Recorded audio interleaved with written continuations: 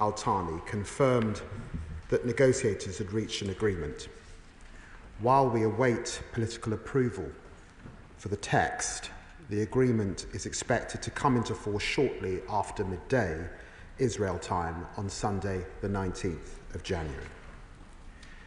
After months of despair, there is now hope, a glimmer of light in the darkness, a darkness that had seemed all-consuming since Hamas' barbaric attack on the 7th of October 2023.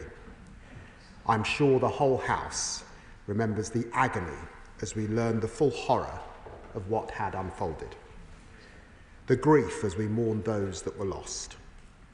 For the hostage families, the agony has gone on and on.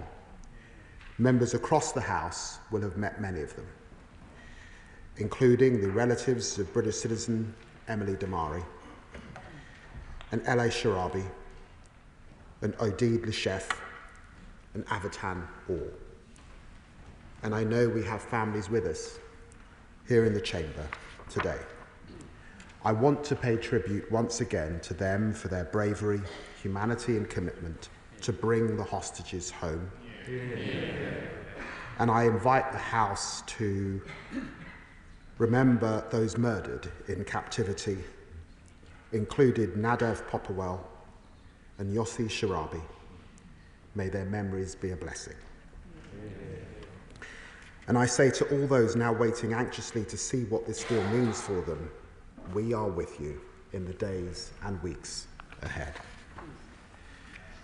Madam Deputy Speaker, in Gaza today, civilians will be waiting anxiously to see what this deal means for them. And I say to them too, we are with you as you begin to rebuild your lives. After 15 months of conflict, the level of suffering defies belief. Gazans have truly been trapped in hell on earth. Over 46,000 killed, so many children's lives extinguished, schools, hospitals and homes destroyed, hunger and disease, almost 2 million forced to flee their homes, with northern Gaza cut off from the rest of the Strip, a generation scarred by the savagery of war. Among the victims was Hind Rajib, a 5-year-old Palestinian girl killed alongside members of her family and the paramedics who came to rescue her. Among the victims were many journalists dedicated to documenting the horrors around them. Among the victims were aid workers dedicated to serving others, including British citizens John Chapman, James Henderson, and James Kirby. I invite the House to join me in remembering them all. We mourn every innocent victim of this appalling war. Beyond Israel and Gaza, this conflict has brought yet more tensions and conflict into the wider region. Unprecedented Iranian attacks, a renewed conflict in Lebanon, Houthi strikes in the Red Sea and into Israel. At times, too, our own communities, indeed this House, have been divided by this war. This, then, is a moment of hope for all of us, a moment to unite in support of this ceasefire. The agreement as negotiated, Madam Deputy Speaker, has 3 stages. In the first 6-week phase, we expect both parties to stop fighting. 33 of the hostages will be freed, children, women, those over 50 and the wounded. Israel will start to redeploy to the edge of the Strip. Palestinians will return to what is left of their homes. The Rafah crossing will reopen. Israel will allow 600 truckloads of aid into Gaza each day. And on the 16th day, negotiations will begin on the detail of the second phase. In this second 6-week phase, the male hostages under 50 would be released. Israel would complete its withdrawal from Gaza, and there would be a permanent ceasefire. Finally, a third phase would see the return of the bodies of any remaining hostages and the lifting of economic restrictions on Gaza. As President Biden said, the elements of this deal were endorsed by the United Nations Security Council last May, but it has taken tireless efforts to reach agreement between both sides, with reports of final talks this week lasting an intense 96 hours. I congratulate all those who have contributed to getting to this stage. In particular, His Highness the Emir of Qatar, the Prime Minister Al Thani, Egyptian President Sisi and Foreign Minister al-Badati, President Biden and Secretary Blinken, as well, of course, as President-elect Trump. The UK has been supporting them throughout. From day one in office, the government has pressed at every stage for an immediate ceasefire, to free the hostages, get more aid into Gaza, and open up a path to a lasting peace. I visited Israel and the occupied Palestinian territories for the third time as Foreign Secretary just this week, meeting Foreign Minister Saar, President Abbas, and hostage families to press for an end to this war and a plan for the future. We have also played a leading role in the humanitarian effort, restarting funding to UNRWA, funding field hospitals that have treated over 300,000 Gazas, and providing over 100 million in support to the Palestinians this financial year. I pay tribute too to the Foreign Office ministers in the last government for their work to deliver aid to Gaza. I know how hard they work now I'm in this role. And this intense effort must continue in the days and weeks ahead. Much remains to be done. It is critical that there is final approval of this agreement, and the Israeli cabinet meets. As the Israeli cabinet meets, I urge them to back this deal. Now is not the time for any backtracking. Both sides must implement each phase of the deal in full and on time. The history of this conflict is littered with missed opportunities. It would be a tragedy to let slip the chance before us. We must grab it with both hands, the chance not just for a ceasefire, but for a lasting peace. The chance to break the cycle of violence which has inflicted so much suffering on innocent people on both sides. The government is committed to sustaining momentum, however fragile the process at first may be. Every hostage must be released, as set out in the agreement. Every ounce of aid promised to Gaza must reach those in need. I'm sending my representative for humanitarian affairs to the region to work closely with aid agencies, the Israeli government and our partners to deliver on these promises. Palestinians must also be free to return to their homes, and crucially, they will need to rebuild. Rebuild their homes, rebuild their lives, rebuild their communities. They can't do this possibly on their own. They need to feel safe. They need the international community to deliver the funds that they will require. The UK has already begun to convene partners on the financing and coordination of recovery and reconstruction.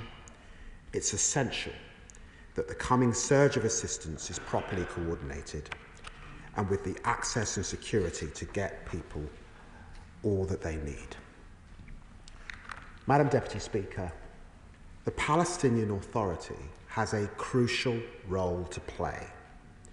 We want donors to support their plans for recovery, and I discussed this with President Abbas on Monday. We are providing technical and financial assistance to the PA, including to support the urgent recovery of basic services.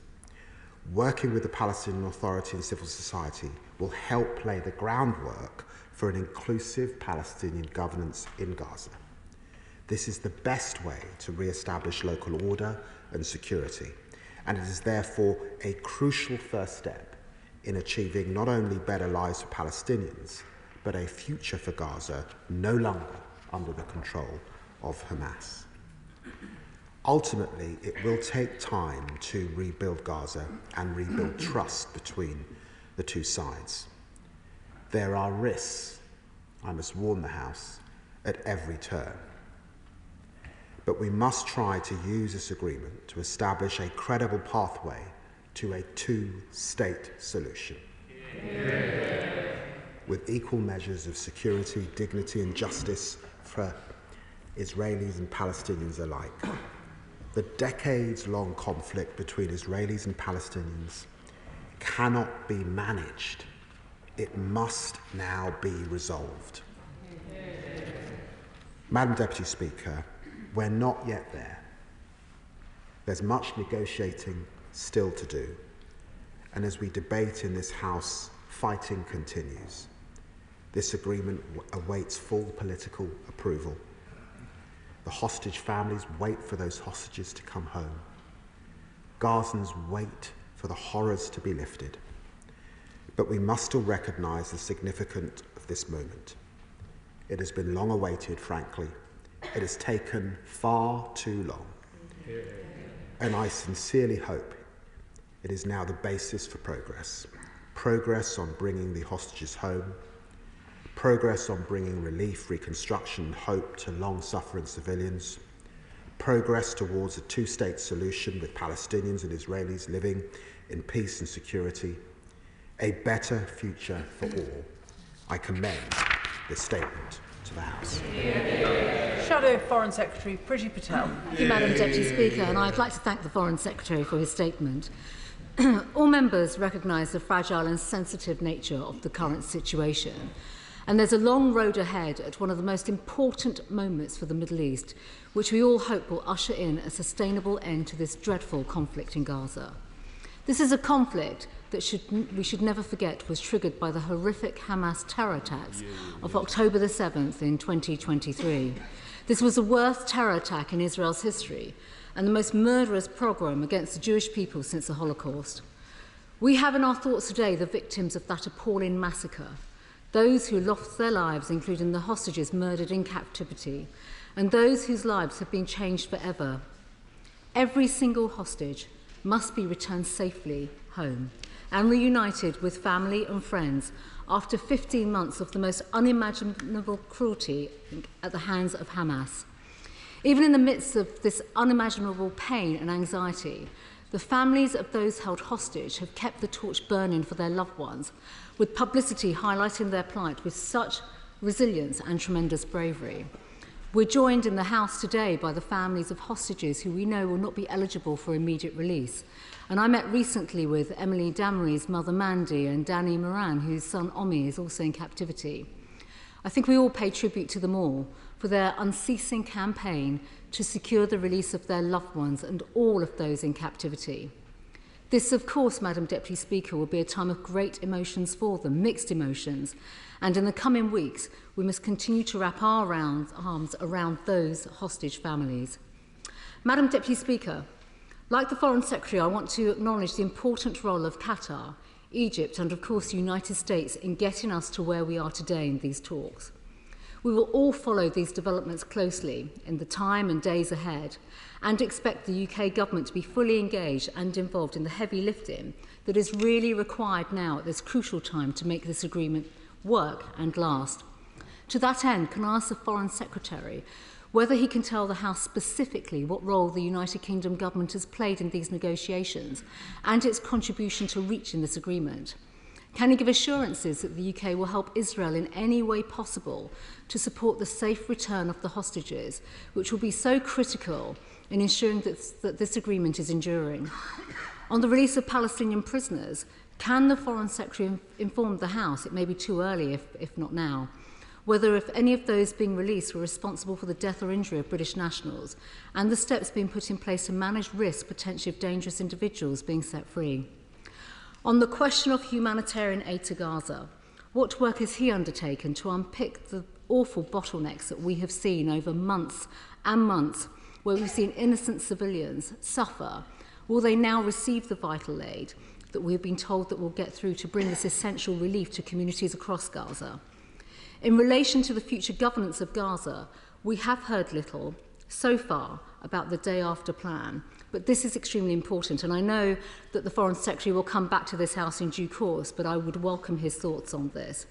Is it the case that the Foreign Secretary's position is that Hamas must have no role in the future of Gaza? We want to see an end to the brutality and the way in which they conducted themselves. And if indeed the Palestinian Authority assumes responsibility in Gaza, does he agree that to endure and have a lasting peace, the Palestinian Authority must undertake the most comprehensive reform in its history, with serious shifts, not just in its behaviour, but when it comes to education and the welfare policy, and bring the course of democracy through to the end that we would like to see? Has he delivered this week that unambiguous message to the Palestinian leadership? The right people must be involved to ensure that solid foundations are put in place on which Gaza can rebuild, with that lasting future, a better future for every generation to live their lives in peace, but also with the opportunities that have been denied to them for too long. And Madam Deputy Speaker, in the days ahead, our focus needs to be on securing the release of the hostages, getting the aid into Gaza, working for this lasting peace. But there are some related points that the Foreign Secretary will also need to consider. For example, in relation to Israel, this includes whether the changes to the approach on the ICC arrest warrants will happen and what should happen from the government's position, and the arrangements for the future reconstruction of Gaza. The Foreign Secretary has just touched on this, but what contribution does he think the United Kingdom should make? His thoughts will be welcome, and there are many complexities here. Will he also commit to inserting the UK's enthusiastic approach to fresh discussions when it comes to the Abraham Accords and the role that will play in terms of peace and stability and prosperity in the region? Finally, Madam Deputy Speaker, we have seen for over a year the world's only Jewish state being ruthlessly attacked from all sides, from the Hamas terrorists in Gaza, Hezbollah terrorists in Lebanon, the Houthis in Yemen, from which Iranian-linked militias in Iraq have been directing their course of action. While Iran and its proxies have also used innocent Palestinian civilians as human shields, without any care for their welfare or their well-being, we need to know that this government will step up when it comes to addressing the root causes which rest in Tehran.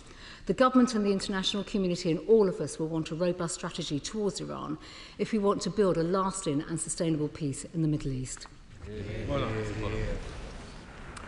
Well, Madam Deputy Speaker, can I thank the Foreign Secretary for her remarks, the Shadow Foreign Secretary, for her remarks, her tone, and can I put on record once again,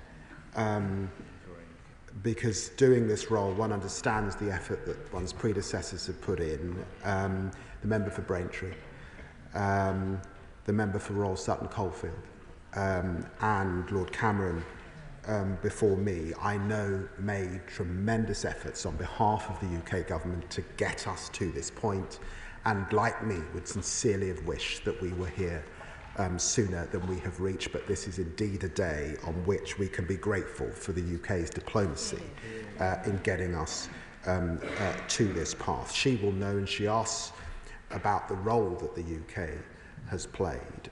She will know that it was quite right that Qatar and Egypt, with their proximity to Hamas, should be centred in bringing about this ceasefire. And the United States, with its particular relationship with Israel, should also stand alongside them.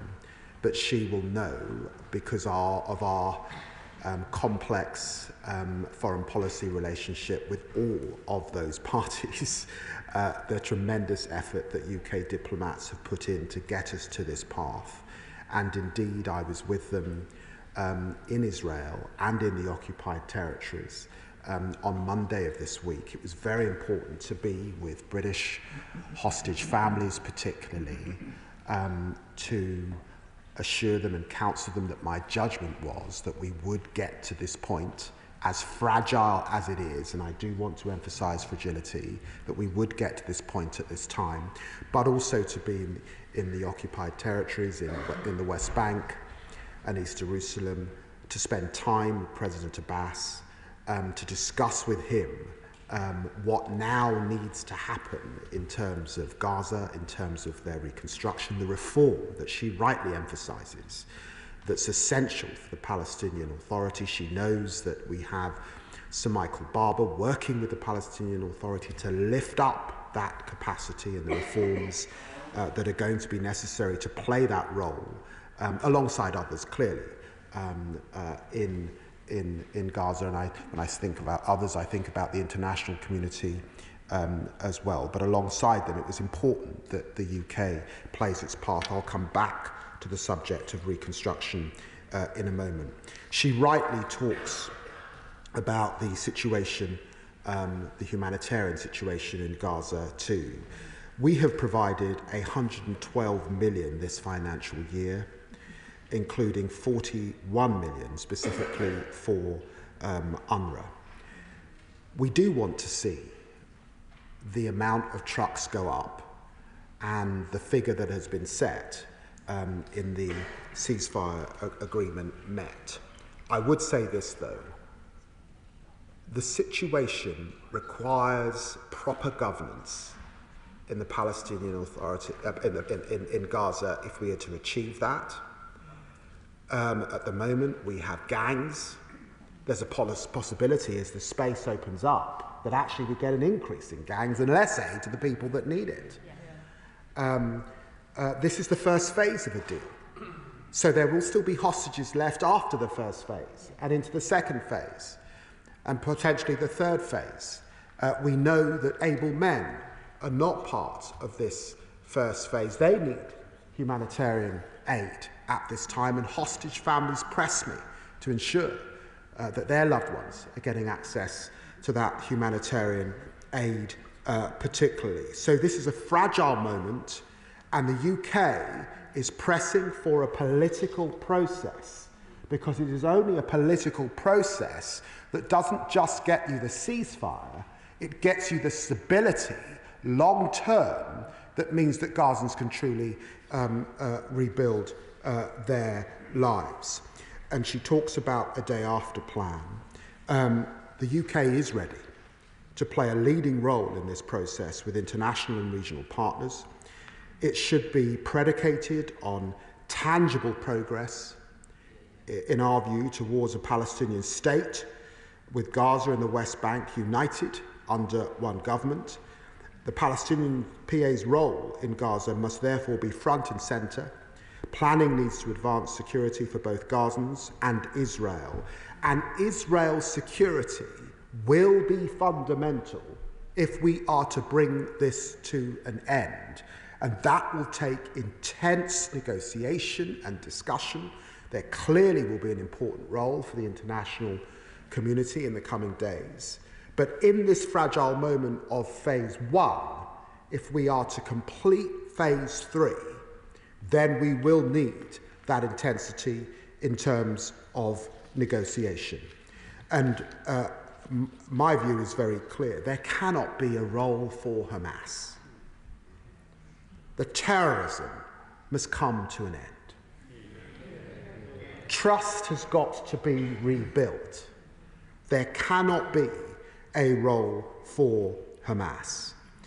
And it's only by that candle that we keep alive for a two-state solution that we actually get to the normalization that is at the heart of any building on the Abraham Accords, and that relationship between Saudi Arabia and Israel that can bring a lot of prosperity for people in the Middle East.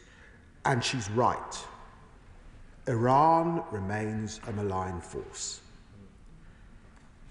British diplomats were discussing with Iran their nuclear program this week and what needs to happen if we are not to get the snapback of our sanctions as a consequence of the JCPOA later on this year.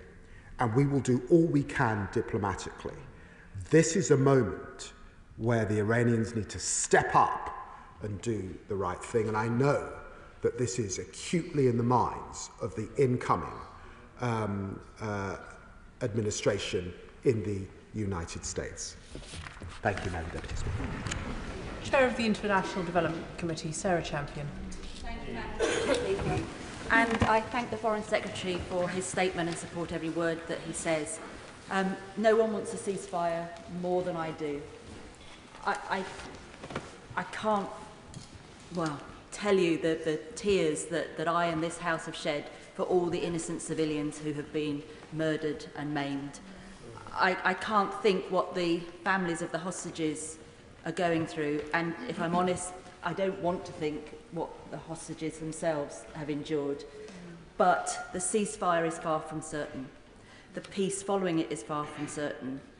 And a two-state solution is very far from certain. But what is certain is on the 28th of January, the Knesset's legislation that effectively bans UNRWA comes into force. Yeah. And I am unable to see how the aid, the stability, the health systems, the schools can be implemented if that happens.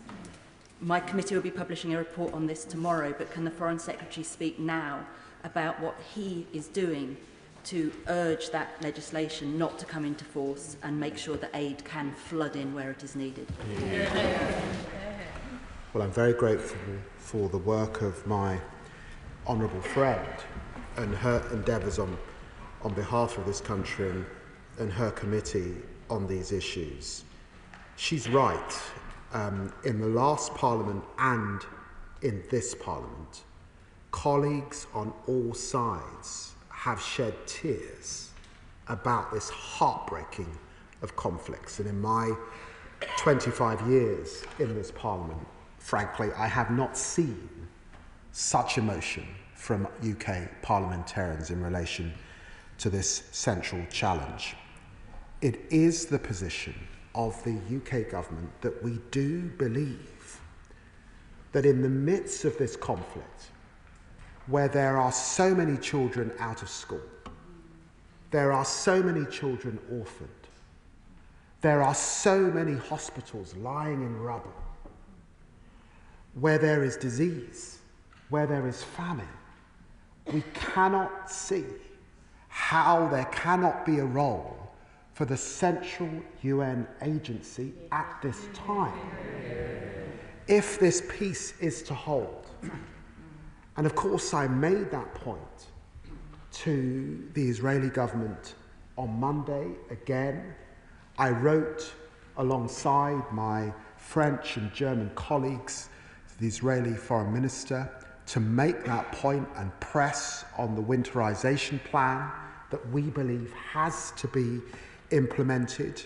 The clock is ticking down to that Knesset legislation. And what we don't want is this peace that begins on Sunday undermined by that legislation just a few days into its passing. Liberal Democrat spokesperson Callum Miller. Thank you, Madam Deputy Speaker, and I'd like to thank the Foreign Secretary for advance sight of his statement. This ceasefire is welcomed by all who have watched with horror as the suffering that began on the 7th of October 2023 has worsened for so many. And I wish to add my thanks to all those who have worked so hard to deliver it. I am thinking today of the Palestinians and Israelis I have met whose lives have been torn apart by this conflict, and to whom this news brings a moment of hope. Of the British families of Israeli hostages who continue to live with uncertainty and fear about the fate of their loved ones, and of the Palestinians whose daughters, sons, sisters, brothers, mothers and fathers have lost their lives and homes. The priority must now be ensuring that humanitarian assistance floods into Gaza and that all efforts are made to secure the release of the remaining hostages. And I urge the Foreign Secretary to do everything in his power, as he has just said, to persuade Israel not to implement the Knesset's resolution on UNRWA, which would do so much harm and undermine the progress that is being made. I am today grateful that a deal has been reached, but I'm also angry that it has taken so long. In the months of delay, there has been no relief for the hostage families, and so many more lives have been lost and so much more destruction visited on people in Gaza, including further deaths even since the ceasefire deal was announced. The blocks to progress have been extremists on both sides, the terrorists in Hamas and the supporters of annexation in the Israeli cabinet, people who do not want peace, but who want to erase another population from the land. So I ask the Foreign Secretary, will the UK government isolate the extremists and empower the majority of Israelis and Palestinians who want peace? Will he recommit the UK to work tirelessly for a lasting peace through a two-state solution with a recognised Palestinian state based on the 1967 borders? Will he redouble efforts in diplomacy and through financial measures against the backers and enablers of Hamas to cut off their funds? Will he now prescribe the IRGC? Will he spell out to the governments of Israel and to the US that settler violence and illegal annexation in the West Bank must stop? And will the UK government now recognise the Palestinian state? Well, I'm very grateful to the Honourable Gentleman for his remarks, his tone and the issues that he raises. He's right on UNRWA, as I have said. This is a critical period in this first phase, and withdrawing UNRWA, I believe, would destabilise this first phase, and I would ask Israel to think very, very carefully about how we get that surge in humanitarian aid, if that is the direction of travel. There are extremists on both sides. I am conscious that whilst we have this deal, and he's right, this deal was substantially on the table last May, put down by President Biden. Now, I think it has taken a Herculean effort, and it's important that President-elect Trump was there to ensure and apply pressure to get this over the line. And I think all of us in this House would applaud the bipartisan spirit, both envoys, from the current administration in the United States and the future administration in the United States in Qatar over the last few days to get this deal over the line. But he knows that the Israeli Security Cabinet is meeting over these next few hours to decide whether they are going to move forward with that deal. He knows as a politician that there are politicians currently in the government in Israel who are threatening to resign and bring down the government at this point in time. So he knows too how fragile this moment is. I urge our friends in the Israeli government to do the right thing and get this deal now over the line. And he knows too that we applaud the work of Egypt and Qatar and their mediation with Hamas, but there have been problems between those outside of Gaza associated with Hamas and those inside Gaza associated with Hamas, and that makes this first phase delicate too. Of course we want to see that two-state solution. My party is committed to Palestinian recognition at the right point, and he is absolutely right to raise the challenges on the West Bank. The unravelling of UNRWA would make the West Bank even more fragile than it currently is. And having been there on Monday, on security issues, on expansion, on settler violence, all have got worse in 2024, the worst year on record for violence and expansion. There is much to do. Debbie Abrahams. Thank you very much, Madam Deputy Speaker, and I also thank my right honourable friend for his statement, and thank everybody that's been involved for getting where we are now. It really is fantastic news. I appreciate how fragile it is, but it is still fantastic news. But I particularly want to commend the dignity and grace of the Palestinian and Israeli families who've lost loved ones, who are waiting for news about their loved ones. I wonder what lessons we can learn from them, from their commitment to peace and recognition of our common humanity and their desire to live alongside each other in peace. I'm grateful to my honourable friend, and she has been on this issue day after day after day after day. I can't think of a colleague who's pressed me more on these issues on a regular basis, and she's right to centre the families on both sides, their dignity and their grace, and in a sense these historic peoples, all of whom want a home, all of whom want security, all of whom have been horribly, horribly affected by this most horrendous of wars. Our responsibility to them is to continue to press now for that political process that gets us to that two-state solution that we all know is the only way to achieve lasting peace. Father of the House, Sir Edward Lee. I think the Foreign Secretary has spoken to the whole House today in his tone and everything. And I'm sure he'd agree that it's possible to be foursquare behind the Israeli government in its right to defend itself and defeat Hamas, and at the same time to care about the suffering of the Palestinian people. So in this respect, will the Foreign Secretary use his charm, whatever influence he has on the incoming Trump administration, to use their power to convince the Israeli government that these illegal new settlements in the West Bank must stop, and the pressure on the Palestinian people in the West Bank must stop, because it is this which is fueling this sense of despair and fueling extremism in the future? Well, I'm very grateful to the honourable gentleman for bringing his tremendous experience in this House to bear in that question, and he's absolutely right. He will be pleased that when I discussed these issues with President Abbas on Monday, he was complimentary about the conversation that he had had with President-elect Trump on these matters. And of course, he has an existing relationship with President-elect Trump, and that left me very hopeful indeed. He's right. The expansion particularly undermines that 1967 settlement. It makes it very difficult to achieve that two-state solution.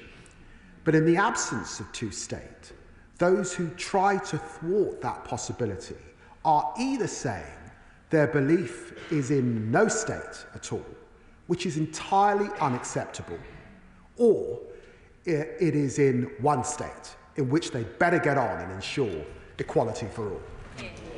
John Pearce. Thank you, Madam Deputy Speaker. I'm sure the whole House will join me in paying tribute to the incredible bravery of the hostage families. We're joined in the House by the families of Tal Shoham, Nimrod Cohen, Ohad Yahalomi, Omri, Miran, Shay Levinson. I met with them this morning. Their suffering continues, the uncertainty, the sleepless nights while they wait for a final deal and to know whether their families will be coming home. What reassurances can the Foreign Secretary give to them and to the House that the UK will do everything in its power to make sure that their loved ones come home and all of the UK-related hostages come home as a matter of priority, and all the hostages as soon as possible to end their suffering? Well, I thank my honourable friend for raising this issue of hostages.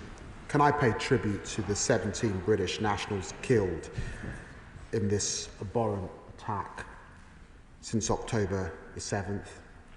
Our hope is that 3 of the UK and UK-linked hostages will be released in the first phase as they fall into the criteria for that release that we anticipate will be agreed later today. And of course, it is our sincere hope that as we get to the second and third phase, all hostages will be released.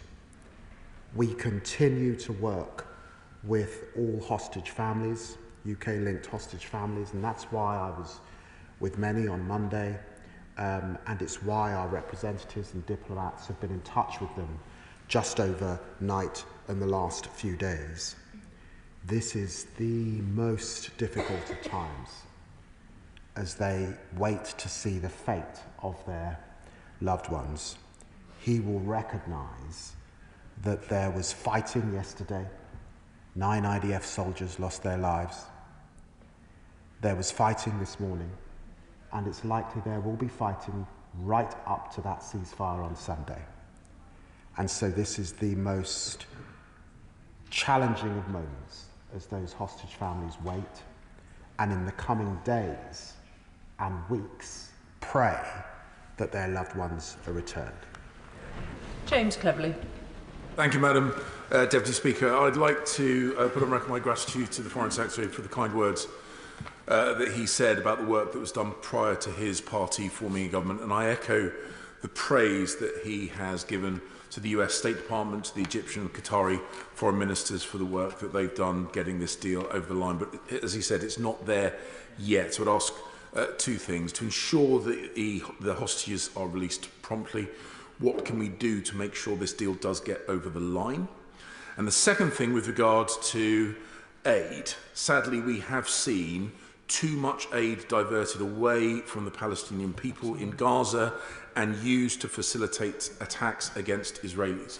So what will the department do to ensure, as best we can, that the aid gets to the people that need it and is not used to murder Israelis?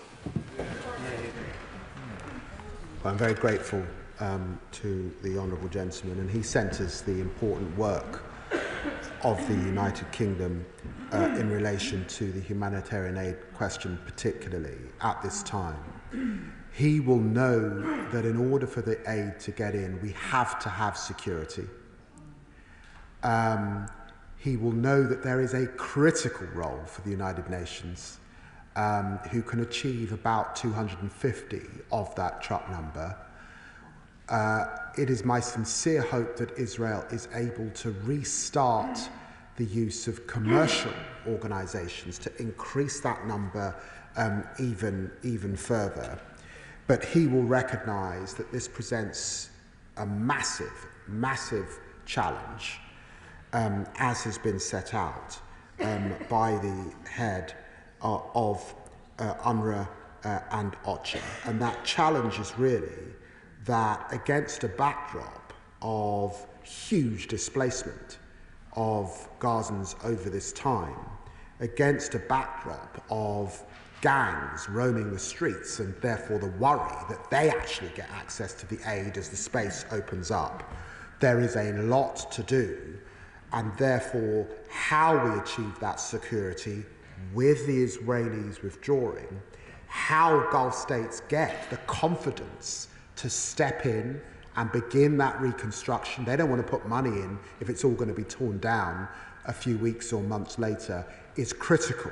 The UK has said we are ready to play that role on the day after and reconstruction. We want to work alongside the region and on tied with the United States to coordinate and build that. And he will also know that whilst a lot of emphasis was placed on the ceasefire, what happens next, there's much more to do and negotiate. Uma Kamaran. Thank you, Madam Speaker. As the Foreign Secretary said, today they're the first embers of hope after what has felt like perpetual agony for the people of Israel and Palestine. He mentioned that Gazans have been trapped in hell on earth, and for the families of those hostages, it has been a living nightmare. I know that the Foreign Secretary and his team will not rest until we see all the hostages released and a ceasefire taking full effect. He spoke of uncertainty for the path ahead. What more can the UK government do to play our role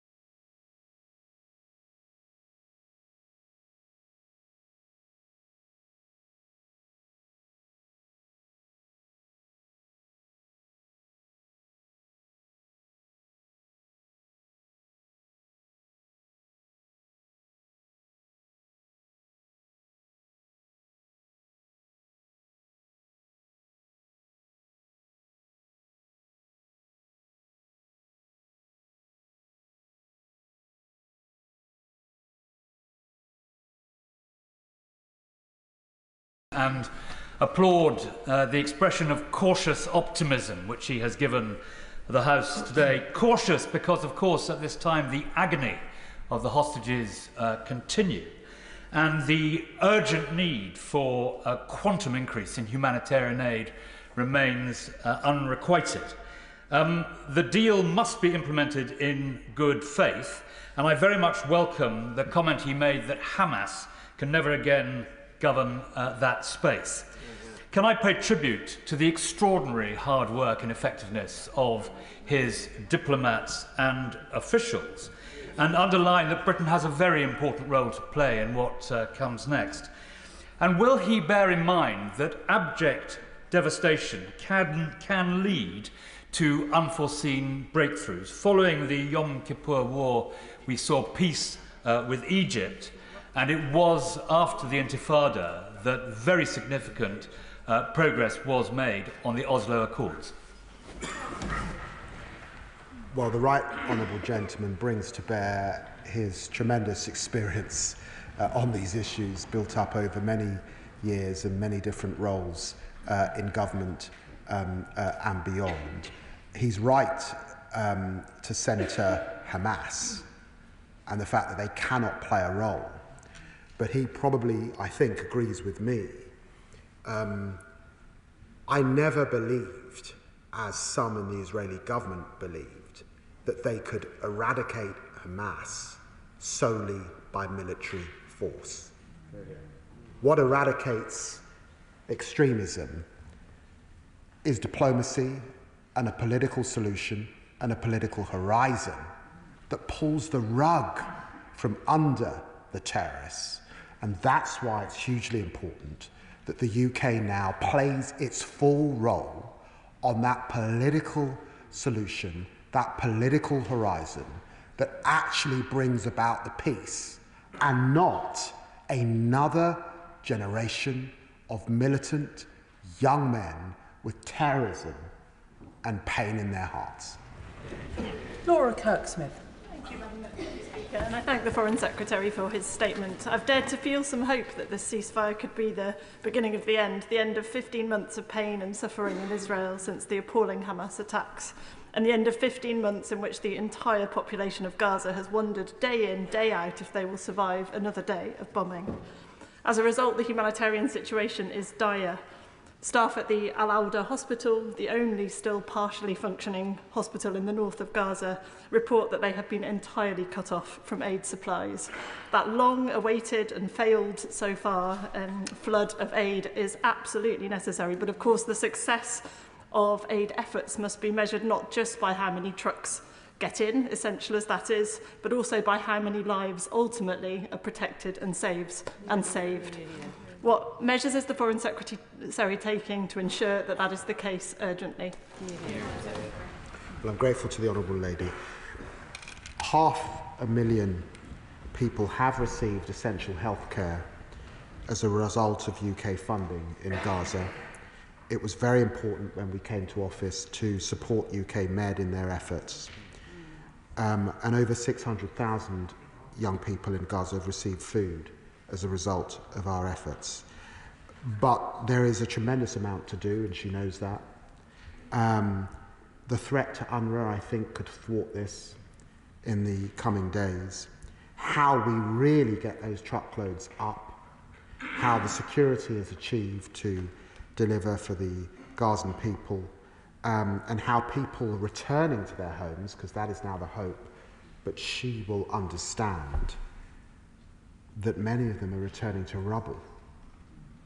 They're returning to camps, actually, in the surrounds of their homes, and they will need aid and support for many, many, many years, and probably decades to come. Stephen Flynn. Thank you very much, Madam Deputy Speaker. As we hope for this ceasefire deal and for the release of hostages, we continue to mourn all of those who've been killed since the vicious terrorist attack by Hamas on the 7th of October 2023. And in that respect, my mind's very much with the 6 little babies who didn't see this proposal because they froze to death in Gaza just a few short weeks ago. And that collective punishment of the Palestinian people will not be forgotten by history, just as all of those who sat silent, who encouraged and who armed extremists in the Israeli government will be judged by history too. But this ceasefire deal is not yet certain. It's been widely reported this morning that the Israeli cabinet has not yet signed it off. So can the Secretary of State please elaborate? What would the consequences be for any reneging on this deal, either by Hamas or indeed by the Israeli government? Yeah, they are.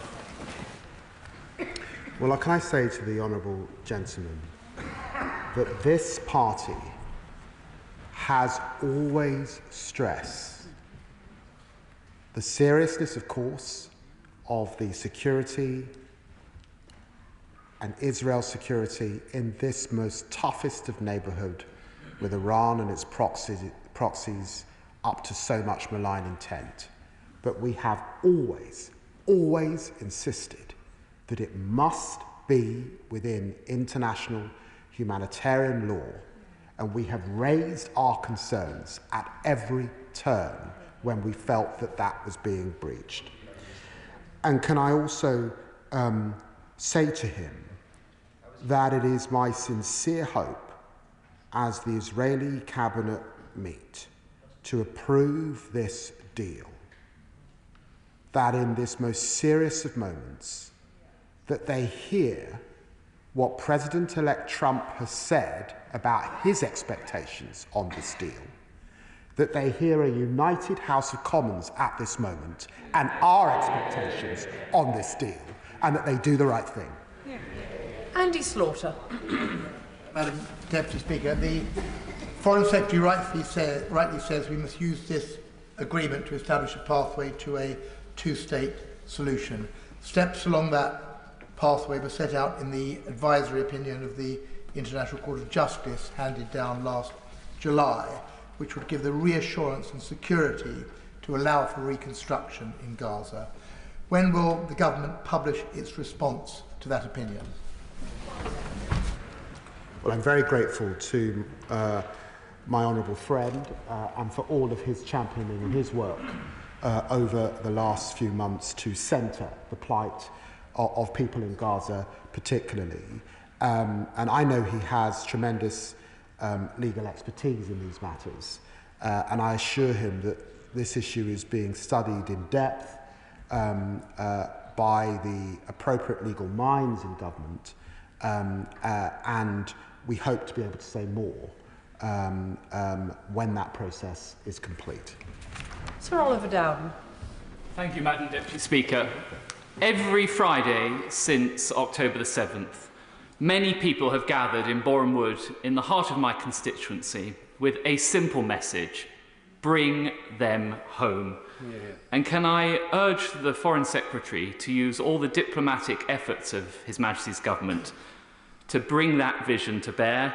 The first thing, of course, being to secure agreement from the Israeli cabinet. And then, as he says, at each stage along the process, this can go wrong. Can we keep a focus on the delivery of bringing them home? And if, as we all hope and pray, we have an enduring ceasefire, can he update the House on the role that our friends and allies in the Gulf states can play in the rebuilding of Gaza, because this will be crucial in ensuring that peace endures? Yeah.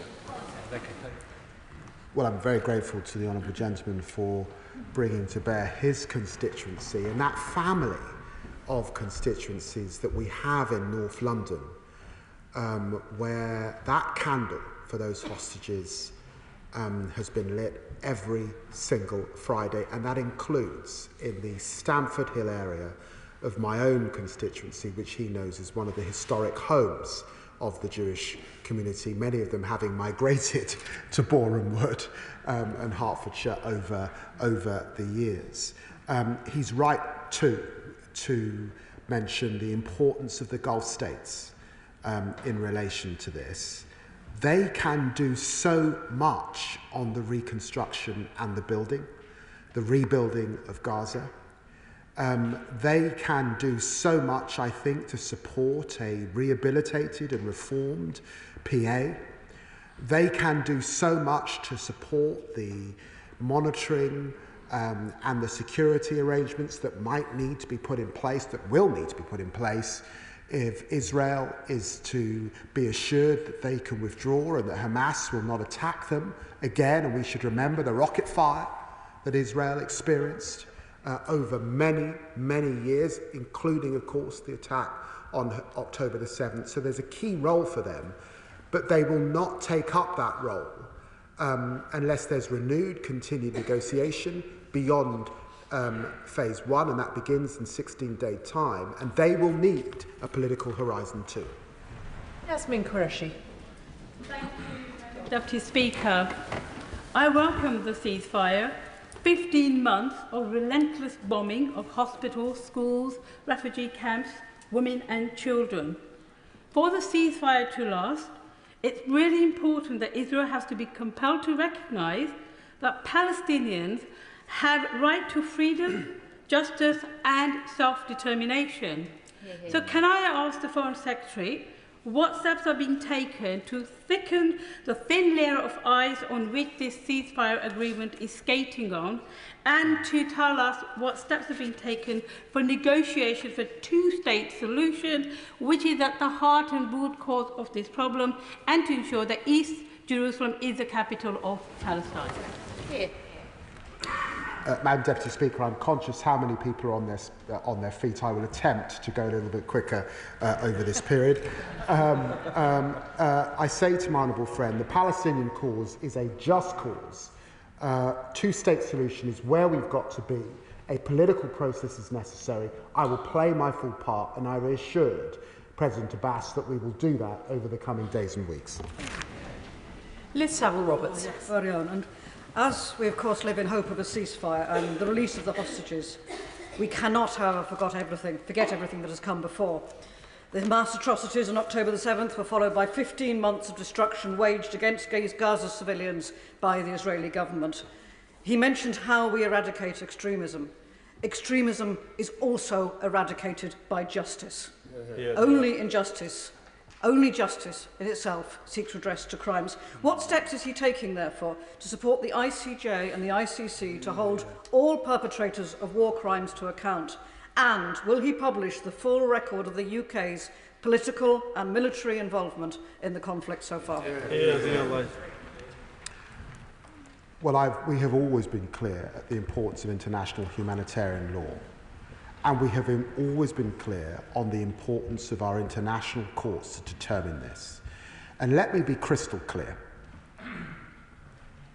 Many men and women died in this country in the Second World War to achieve the settlement that gave us international humanitarian law and the architecture that we all rely on. And it's for that reason that this party will never renege on our responsibilities in relation to international humanitarian law. Tahir Ali. Thank you, Madam Deputy Speaker. The Foreign Secretary rightly mentions the Houthis and their attacks. Now, we cannot forget peace in the region will only come about if Yemen also receives the same privilege as the Palestinians, whereby there's got to be a peace solution for Yemenis. Now, two-state solution is what was mentioned as well. I, along with my constituents, believe that these are only warm words. I do not believe this government will recognise Palestine as a state in this parliament. Can the Secretary of State prove me wrong? Well, can I say to the gentleman on Yemen that the Minister for the Middle East is travelling to New York to meet with the Yemeni Foreign Minister to discuss these issues at this time, and he's absolutely right. The role of the Houthis and their horrendous behaviour, sabotaging international trade and killing people in the Red Sea, is entirely unacceptable. And this will be very interesting. We've got this ceasefire. Will they hold to the ceasefire in relation to the Red Sea?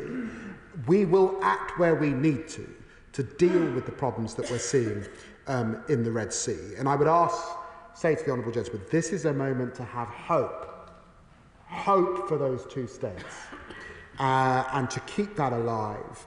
And with a new incoming Trump administration and their previous commitment to the Abraham Accords, I would ask him to be hopeful in relation to achieving that full recognition and those two states.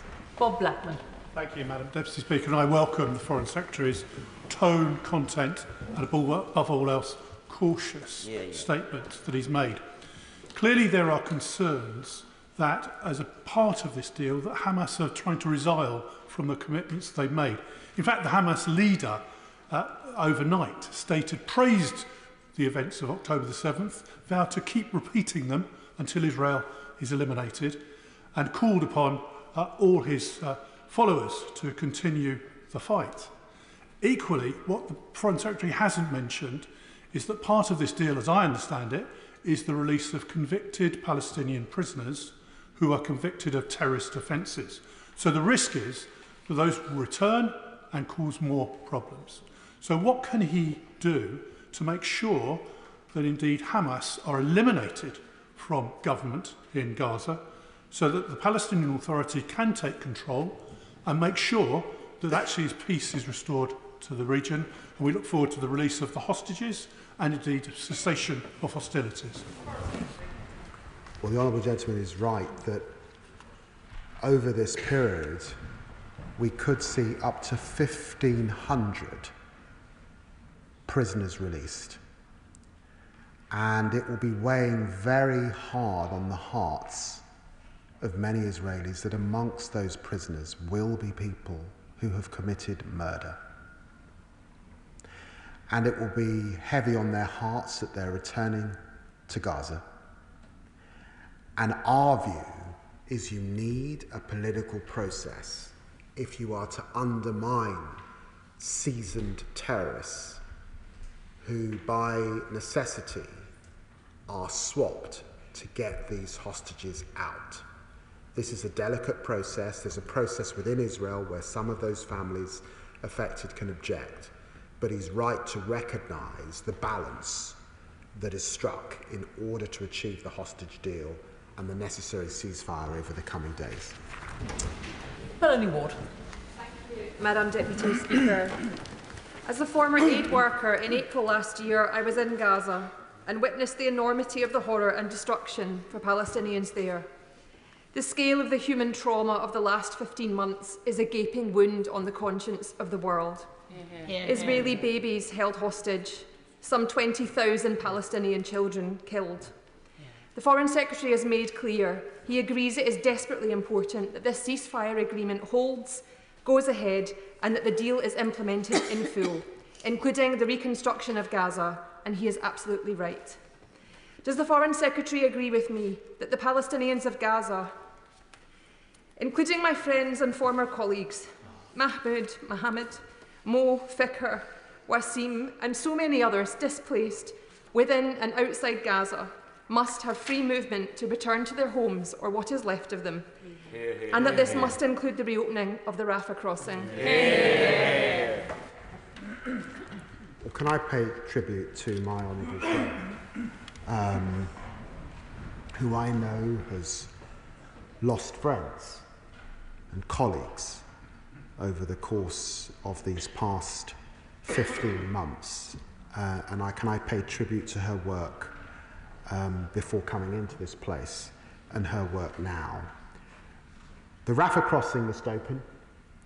It's part of this deal that the Rafah crossing with Egypt will open and that the 2.3 million displaced civilians will be allowed to return home on foot via a coastal road.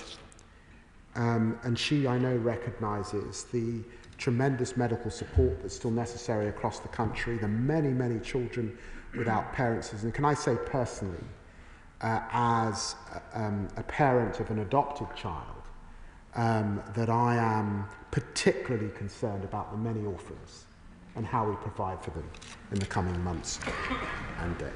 Ayub Khan. Madam Deputy Speaker, can I place on record my appreciation and gratitude to all nations that participated in securing this deal, especially Qatar, I know that I, along with members from both houses, were there last year in, I believe it was October or November, during the Qatari Doha Forum. We all know that there have been many deals and ceasefires on record which Israel has withdrawn from in the past. And the Minister quite rightly says this deal is a fragile deal. Other than urging Israel, what tangible steps is this government going to take to ensure that Israel sticks to the deal instead of going back to the mass killings of innocent Palestinians? I was with the Qatari Foreign Minister on Sunday, and we were in touch overnight. And of course, I thanked him for his tremendous work to get this deal over the line. I think we've become friends over the last few months in working together. And there is much that the UK government can do and will continue to do. I said on radio last week that diplomacy is failing until it achieves success. And he will know, I'm sure, from his experience and wisdom, that success has many fathers and mothers. Helen Hayes. Thank you, Madam Deputy Speaker. I welcome the announcement of this long overdue ceasefire today, and my thoughts are with all of those who have lost loved ones on and since the 7th of October, the families of hostages anxiously awaiting news, and the tens of thousands of families in Gaza who've suffered bereavement, displacement and destitution. My thoughts are also with all of those for whom this announcement today is bittersweet, and I think particularly of Rachel Goldberg, the mother of Hirsch Goldberg-Pollin, who I met with in February in East Jerusalem, who has campaigned with such dignity for the release of her son, who tragically was killed in August. And I think of the families in Gaza who are losing their loved ones even now as this ceasefire is being announced. But while the war has raged in Gaza, the activity of settlers in the West Bank has dramatically increased, taking land that does not belong to them in a systematic attempt to undermine the possibility of a viable Palestinian state. As our thoughts now turn to the peace process ahead and the aim of a two-state solution, what action is the Foreign Secretary taking to address illegal settlement? Without a more robust approach, a two-state solution simply cannot be achieved. Well, can I pay tribute to my honourable friend? We've worked together over many years. Her constituency in so many ways is not dissimilar from mine, and I know how heartrending this has been for her constituents.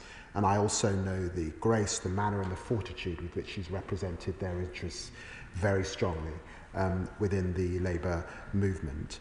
She's absolutely right to centre the West Bank, the expansion, the violence that undermines a two-state solution. It was very important for me to be able to discuss these issues with President Abbas. It's hugely important that one of the critical roles that the UK government plays is in supporting the reform and the support of the Palestinian Authority. That work must continue. We stand by those 1967 borders that we think can achieve the two-state solution that's required. We worry about the security situation in the West Bank. We worry, of course, about the arms and the supplies that are coming in from aligned forces, particularly Iran and some neighbouring states. But we also have an intense dialogue with the Israeli government about some breaches, we believe, of international law in relation to how the area is properly secured and policed. And we certainly don't want to see the language, the rhetoric, the behaviour that undermines the possibility of a two-state solution.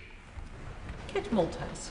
Mr. Speaker, thank you. The return of hostages and the end of daily massacres of civilians is profoundly to be welcomed. And while the Foreign Secretary has attributed much of the work to diplomats, it's obvious that whatever you think about him, by all reports, the critical intervention has been that of President-elect Trump. And while he has issued public threats to Hamas, he's quite obviously, again by all reports, outlined a series of consequences and accountabilities to the Israeli government. So as we look towards the worsening situation in the West Bank, is there a lesson here, Madam Deputy Speaker, for British foreign policy in this regard? That, as many of us in this House have urged over the last 14 months, talking does not work. And unless it is followed up with sure and certain consequence and accountability, whether that's bilateral or indeed through international institutions, there will be no movement. Well, the Honourable Gentleman too, I know, follows these issues very closely and sometimes been a lone voice on his own side on these issues. And he will know that the UK government under us has had to take bilateral decisions that have been very difficult ones because of our concerns about breaches of international humanitarian law. My own reflections are that this has been, in some ways, the most challenging of political environments for this conflict, partly because there was an election in the United States for much of 2024. And had we been able to achieve a more bipartisan approach sooner, we might have seen the pressure that was necessary to bring both parties to the deal that we have finally reached. But I'm very pleased that the President-elect's envoy was able to work with Joe Biden's envoy and actually bring this thing over the line. But it's fragile, and I await the decision that will necessarily come from the Israeli Security Cabinet at this time. Paul Wall. Can I thank the Foreign Secretary and the Development Minister and the Middle East Minister for all the hard work they've done, both in public and in private, to secure today's attempt at a ceasefire, and also to bring the hostages home and get as much humanitarian aid in as possible. But can I raise Tom Fletcher, the United Nations Under-Secretary General for Humanitarian Affairs, his remarks where he said today, this deal could have been done a year ago. And the ferocity of the killing by Israel and Hamas has been, and I quote, a 21st century atrocity. Does my right honourable friend agree with me that there will only be lasting peace in the Middle East if the Israeli government and the international community both treat all lives as equal, and that a Palestinian's child's life is as equal as that as an Israeli's? Well, I'm very grateful to my honourable friend for the work that he's done both before coming to this place and, of course, within the context of his new constituency on these issues. Thank you very much for bringing to mind the role of my dear colleagues for development and on the Middle East. But let me thank also previous colleagues with those portfolios and indeed shadow colleagues with those portfolios.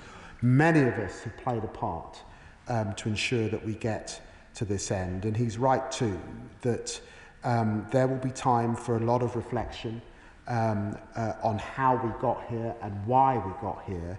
But I think the critical thing for me at this moment is that this ceasefire holds, that we get beyond the first phase to the second phase, that we get to the third phase, and the third phase, it seems to me, can only hold if we have a political process. That is the attention that I must pay to actually bring about a lasting peace. Christine Jardine. Thank you very much, Madam Deputy Speaker. Can I echo those who've thanked the Foreign Secretary for the tone that he's taken today and the way in which he's reflected the feeling of the whole House. Relief that there is at last some hope for the families of the hostages who are here today, and also for the population in Gaza.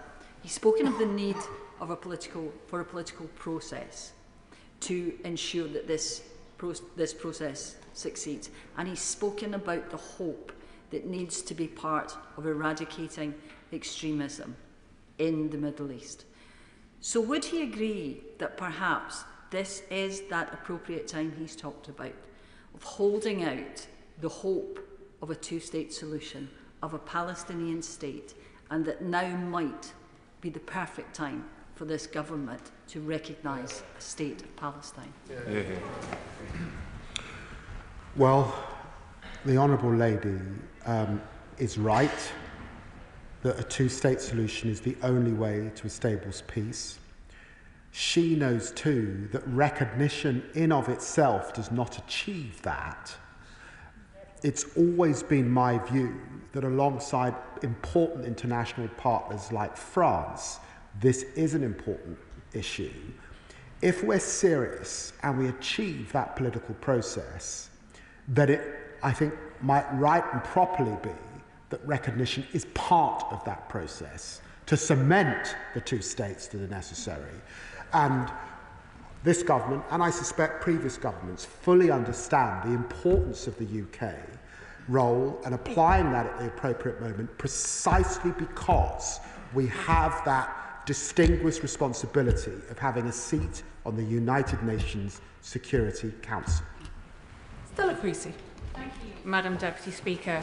I know that everybody in this House will hold in their hearts for the next couple of days my constituent Sharon, whose father Oded is the oldest hostage that we are waiting for news on, and that we hope we might see some news this weekend. Oded is 85. I hold out hope for him because we don't know what has happened to him, but we do know that Oded spent his life being a peace activist, campaigning for a two-state solution, and indeed driving Gazans to hospital. So can I ask the Secretary of State, in the spirit of Oded and the work that he has done in his life, will he now work with his colleagues in the Department of Health to offer those young Palestinians who urgently need medical help the support they need here in the UK? Here, here. Well, I'm very grateful to my honourable friend for the work she does and for our friendship over many years. Oded is a retired Israeli journalist who was taken from his own. His wife, Yocheved, was also taken but released in October 2023. And Oded's daughter, Sharon, is a British national. She resides in my honourable friend's constituency, and she has tirelessly campaigned for his release. And that is what we want to see over this next period. And there, of course, is a role for our own medical services where appropriate, and I will continue to work with my right honourable friend, the Health Secretary, on these issues, and she should be reassured that actually he raised these very same issues with me this very week on how we can do more in relation to this. Paul Holmes. Thank you, Madam Deputy Speaker. The Foreign Secretary is absolutely right to say that both Israel and Hamas must see that this deal is successful and they must stick to the terms that have been outlined, and he's right to say that. But as he came to this House, we know that the Israeli Prime Minister has said that he wants to delay a vote in Cabinet because there have been last-minute changes to what Hamas are requiring. Has this Foreign Secretary been briefed on what those perceived or accusatory changes are, and could he outline some of that to the House, bearing in mind national security implications? And can he make it? Can he tell the House how he, in his position, will make it absolutely clear to both sides that it is this deal or no deal, and that if they do not get this deal through, that we will enter a further period of grave instability in the region and more lives will be lost? Let me be crystal clear. It is the UK government's position that this deal is now final and needs to be implemented. And I urge colleagues in the Israeli government to do the right thing at this time, in the hours available, before Sunday, and implement, get on and sign off this deal. Sana Begum. Speaker, Israel denied that it was holding Dr. Hussam Abu Safia, the director of Kamal Adwan Hospital, only to confirm that it had in fact detained him. There are reports that he is currently being tortured in prison. The Foreign Secretary mentioned earlier today in his statement that the history of this conflict is littered with missed opportunities. Can he take the opportunity today to clearly condemn the conduct of Israel's indefinite mass incommunicado detention of Palestinians en masse without charge or trial, and what action is the government taking in light of the ceasefire offer on the table on its close allies' pattern of deadly attacks on healthcare, which are clearly part of an intention to destroy and degrade Palestinians as a group? Well, can I say to the Honourable Lady that we have raised these issues with the Israeli government and through the Christmas period, and at this time we recognise that there is pain, we recognise there is concerns about international humanitarian law, but all of us have a responsibility in this House to do all we can to bridge the divides if we are to ensure that this deal holds and the people of Gaza get the respite that I know that she has been campaigning for many, many months indeed. Ellie Chowns. Thank you, Madam Deputy Speaker. I warmly welcome this ceasefire agreement and, with colleagues across the House, fervently hope that the Israeli Cabinet will approve it. But I think we all recognise that the ceasefire, while it may bring an end to the current extremes of violence, is not an end to the conflict. For lasting peace, there are a number of conditions that need to be met. So can I ask the Foreign Secretary, will he set out a timetable for UK recognition of the State of Palestine? And will he set out the concrete steps he will take to end the occupation and to ensure that all those who've committed war crimes are held fully accountable?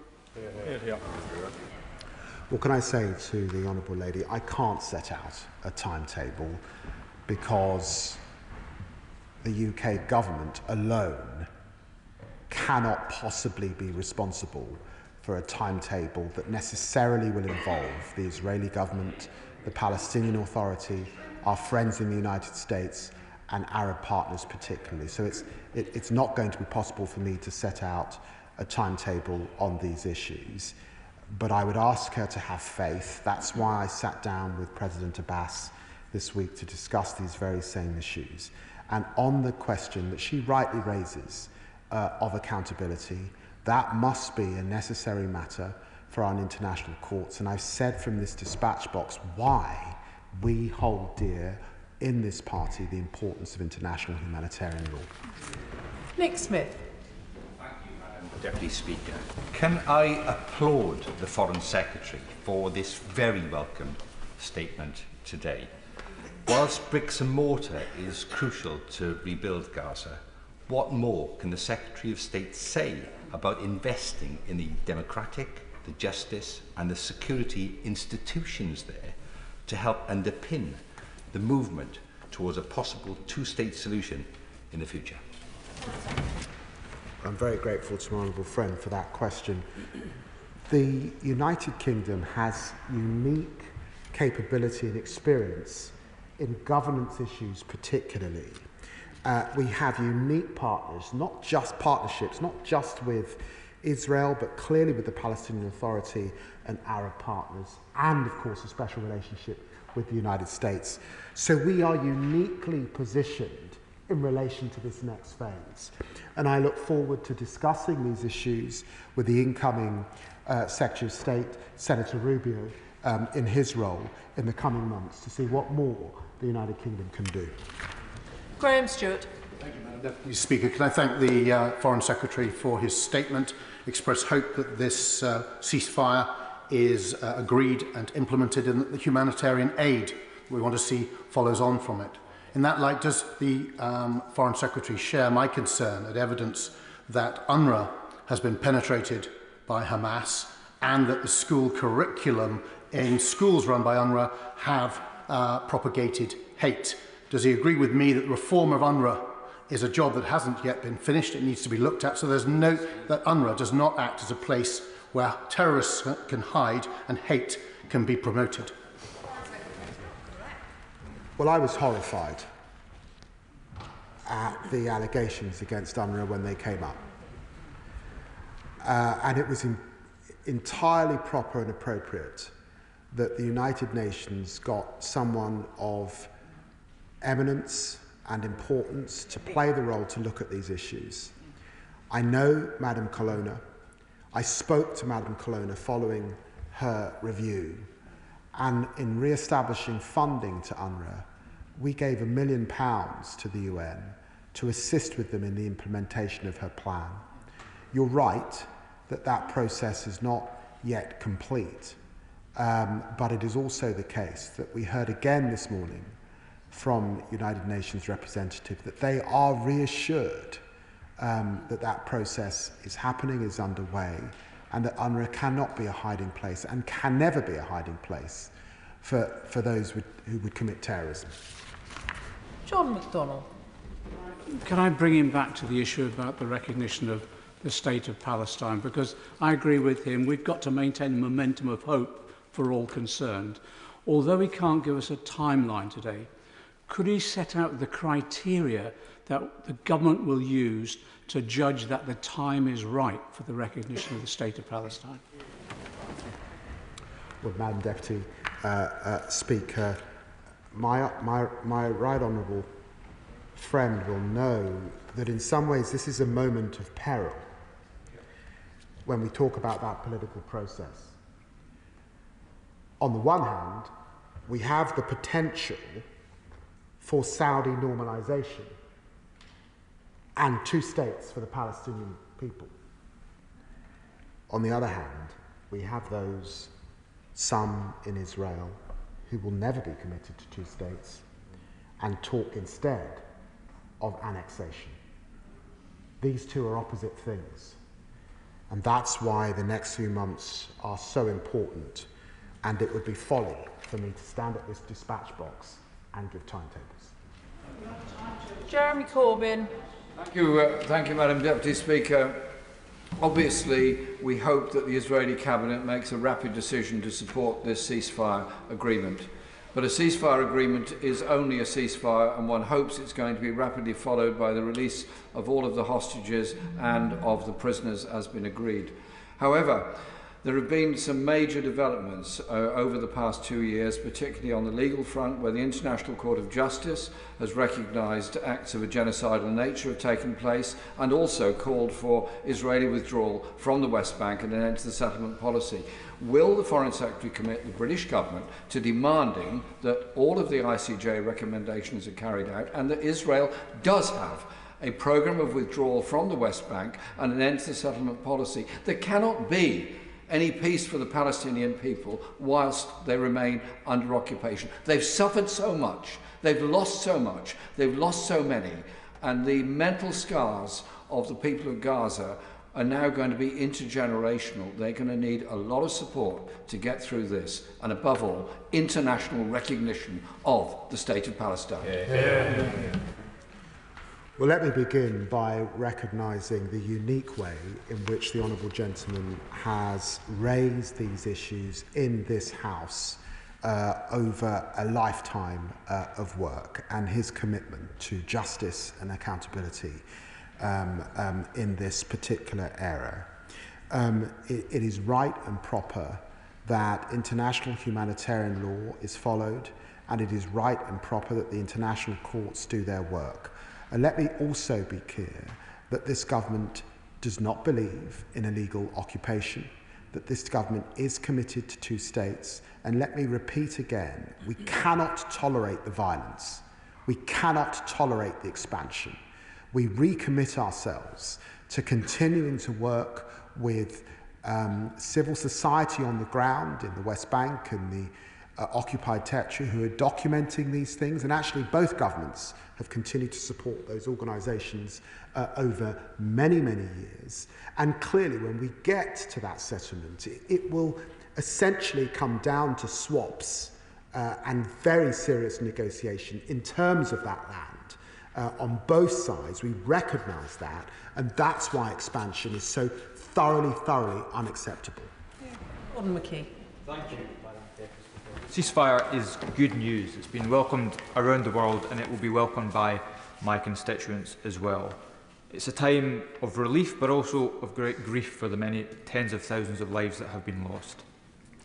In November, I visited the West Bank and I met with the director of UNRWA, who said that he had no idea how aid would get into Gaza if and when the Israeli ban on UNRWA passes. So can I ask the Foreign Secretary, what more can the government do to make sure that this ban is lifted and aid gets into Gaza? Well, I too met with the director of UNRWA in the occupied territories this week. He repeated that to me, and I recognise his assessment. I spoke to the Israeli government about this very same issue, and what they said to me, of course that was prior to this ceasefire being reached, was that they believe that other UN agencies, NGOs on the ground, and international parties could step into the breach. And I reminded them, as an occupying power, about their legal responsibilities, about our long-standing concerns anyway about humanitarian aid, about the prospect of undermining an agreement that I hope would be reached when I was with them on Monday. And for all of those reasons, I do hope that they reflect and step back from implementing this Knesset legislation. Brendan O'Hara. Madam Deputy Speaker, the celebrations in Gaza which welcomed the ceasefire were matched only by the relief of the hostages' families that their loved ones were finally coming home. In the hours that followed, however, scores of Palestinian civilians were killed, and the Israeli government declared that it will not meet today to ratify this deal in what is an unspeakably cruel blow to those seeking peace and the return of the hostages. Both my right honourable friend from Aberdeen South and the member for Birmingham Perry Barr have asked, but in the absence of a reply, I'll ask again. If Israel does not agree this deal and continues to prosecute this conflict as it has to date, what will the consequences be for Prime Minister Netanyahu and his government? I say to the honourable gentleman that this is a moment, having met those hostage families, having prayed for the life particularly of Emily Damari, having met Palestinians with family in Gaza, where I insist from this dispatch box that I'm going to hold out for hope, I'm going to hold out for that deal being implemented on Sunday. I've been really clear about the responsibilities I believe that the Israeli government need to meet. We are meeting here in this House on a Thursday. There are days before Sunday. I believe a settlement will be reached. I will continue to work, and we will continue to work with the current administration in America and indeed President-elect's administration. He has made his views clear. I will not give in to the cynicism that we will not get to that deal on Sunday and this process will not begin. I trust the government will do all it can to ensure that the ceasefire leads to a lasting peace, a peace based on two-state solution that addresses the root causes of the violence and creates a future in which the rights and security of people in the region are respected.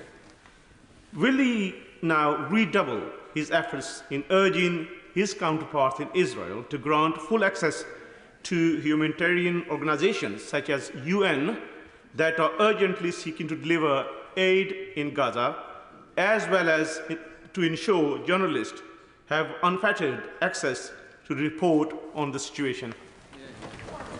Well, I'm very grateful to my honourable friend. He's absolutely right. Journalists now need to be able to get in and report what is happening on the ground. And thank you for giving me a moment to call to mind the many aid workers who have died in this conflict, more than any other conflict in history, and thank them for their humanitarian effort, and repeat again that part of the settlement that came out of the Second World War was that there was deconfliction for aid workers working in the most severe of circumstances. That is the expectation of the international community. And we deplore the fact that it has not been met so egregiously in this most horrendous of wars. Al Mohammed. Thank you, Madam Deputy Speaker. I am grateful to the Foreign Secretary for his statement, and I also pay tribute to all who have helped bring about this agreement to stop the killing. And I pray that Israel accepts and honours the agreement and subsequent stages. The Foreign Secretary spoke about darkness, and October the 7th was indeed a dark day for innocent Israelis and Palestinians and humanity. However, it would be unjust not to acknowledge that the Palestinians have been suffering dark days every day for over 75 years, with the UK and international community turning a blind eye and many aiding and abetting. We all welcome the announcement of this ceasefire to suspend hostilities in Gaza, and while we hope and pray this temporary pause will free all hostages on both sides, save Palestinian and Israeli lives, and alleviate some of the unspeakable suffering the Israeli military has inflicted on Gaza, it marks the beginning, not the end, of efforts to restore health, dignity, justice, and freedom to the Palestinian people who have suffered beyond words. Will the Foreign Secretary confirm that the UK will oppose any attempt by Israel to annex or settle parts of Gaza or further parts of the West Bank? And will he confirm the UK's commitment to ending the long-standing root causes of violence and humanitarian needs in the occupied Palestinian territories, including Israel's illegal occupation, blockade, and widespread violations of international law? Well, can I say to the honourable gentleman that I suspect that we might disagree sometimes on matter of politics, but I've always respected in the short time that he's been in this House the kind of humility and the faith that he brings to the strength of his questions, and I felt that again today. And let me be absolutely clear that we stand opposed to expansion, we stand opposed to the violence that we see, and we are opposed to any talk of annexation which would breach international UN resolutions that successive governments here in the United Kingdom have supported. And whilst he's right, it certainly was the case that for some years, particularly in that period after the Abraham Accords, this House stopped talking about a two-state solution. I think right across the House people recognise that is the only way out of this crisis. Damien Egan. Thank you, Madam Deputy Speaker, and I too would like to add my thanks to the Foreign Secretary for his statement, and particularly the words around how do we break out of the cycles of violence that many of us will be worried will replicate themselves in the future, and how do we move forward to a peaceful future. It's a bittersweet deal in many ways, because the reality is we've seen overnight Hamas putting their uniforms back on, waving their rifles and celebrating, and they are still there. One of their leaders has said they would do it all over again, just this morning, October the 7th, all over again. The international community needs to unite to ensure that they can't, and free the people of Gaza from Hamas. So I'd like to ask what steps the government can take to change the reality for Hamas, stopping the weapons from Iran, funding from states like Qatar, but also genuine soul-searching and reflection from those international agencies on the ground to ensure that they're doing everything they can so that they're not repeating mistakes and either at best turning a blind eye to collaboration with Hamas. So. Well, I'm very grateful to my honourable friend for his question. It's really important to continue to remember the tremendous trauma that exists in Israel as a result of October the 7th, the worst atrocity since the Holocaust for the Jewish people. It's really important to remember that in the wake of this deal that we want to see over the line, that yes, there have been Hamas fighters on the street firing their rifles and saying they would do it again, and that does not lead to a context in which the Israeli people feel safe in their own land. And he's absolutely right that Iran continues to destabilize the region through its political, financial and military support to Hamas and to other partners in the region. And very, very sadly, if we do not do all we can to come together here in the United Kingdom, to play our role internationally, to get to that political process, Very sadly, it's my judgment that in 25 years' time, another generation of politicians and some younger politicians in this House will be here again, debating the same issue, more violence, more pain, more loss of life, and still not two states. Jim Shannon. Mr. Speaker, can I thank the Foreign Secretary very much for his sombre tone and soft words but very strong words. I think they're appreciated by us all. I very much welcome the fact that a ceasefire is imminent and that the hostages will soon be returned home. Will the Foreign Secretary outline what discussions have taken place with our American allies to ensure that aid gets to where it needs to be in a safe and concerted effort? And what does the Foreign Secretary imagine our role to be in ongoing negotiations to support Israel and to find a peaceful way forward? Thank you. Very grateful to the honourable gentleman who is always on these issues and on the issue of terrorism, particularly conflict and peace. Let me say to him that I have worked very closely and so closely with the Secretary of State Anthony Blinken, and let me pay tribute to him, I suspect for the last time, from this dispatch box for all the work. And I sent him a message last night saying what a pleasure it was to see him standing behind Joe Biden. And I know more than many, and my predecessors will know this, how much work he put into getting this over the line. But I also know that it was really important that President-elect Trump and his team stepped up in these last few days. There is a critical role for the UK for the reasons that I've set out, and we will play that role. Paula Barker.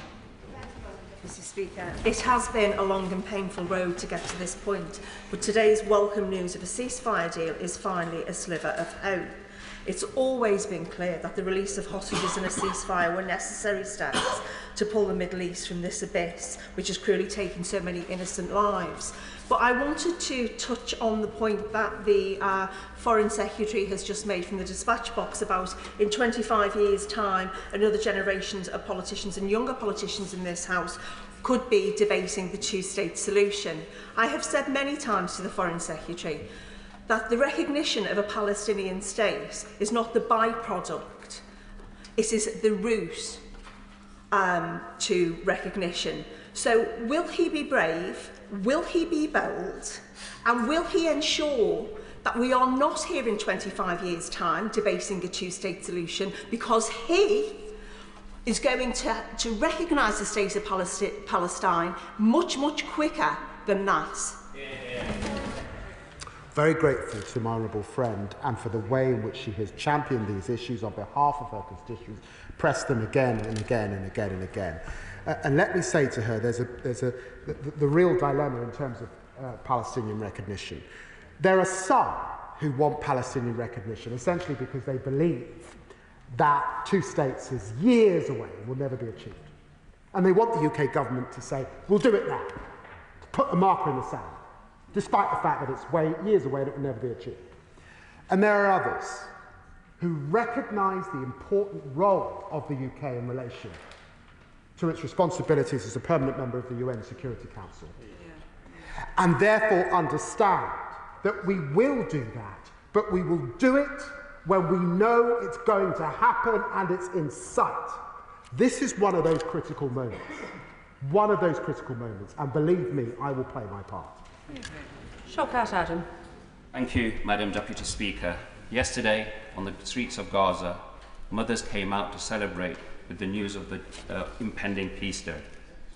Today, many of these mothers were crouching over loved ones as news comes in of a further 73 Palestinians being killed. 73 added on to the thousands and thousands that have already been killed, but it appears when it comes to the number of Palestinians dead, that's all it seems to be, numbers. Would the Foreign Secretary agree that no justice and no meaningful peace can be achieved if we continue to allow the cries of the oppressed go unheard? And I ask this not as a political rival, but as a fellow human being.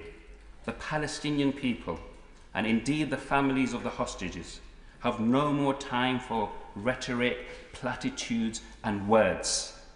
What are we going to do to ensure that this peace deal goes ahead and justice is given beyond words, so no more innocent blood is shed.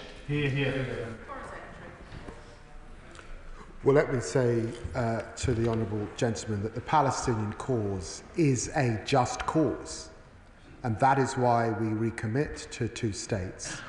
And you can hold in your heart the pain of the Israeli people, the plight of those hostages and their families, and you can hold in your heart at the same time the awful damage, pain and suffering that this has wrought on Gaza, on well over 45,000 Palestinian people having lost their lives. You can hold those two things at the same time.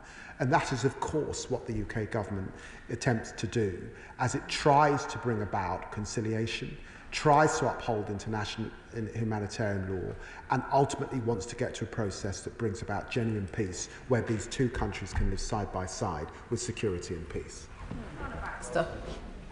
Madam Deputy Speaker, and can I thank my right honourable friend for his statement.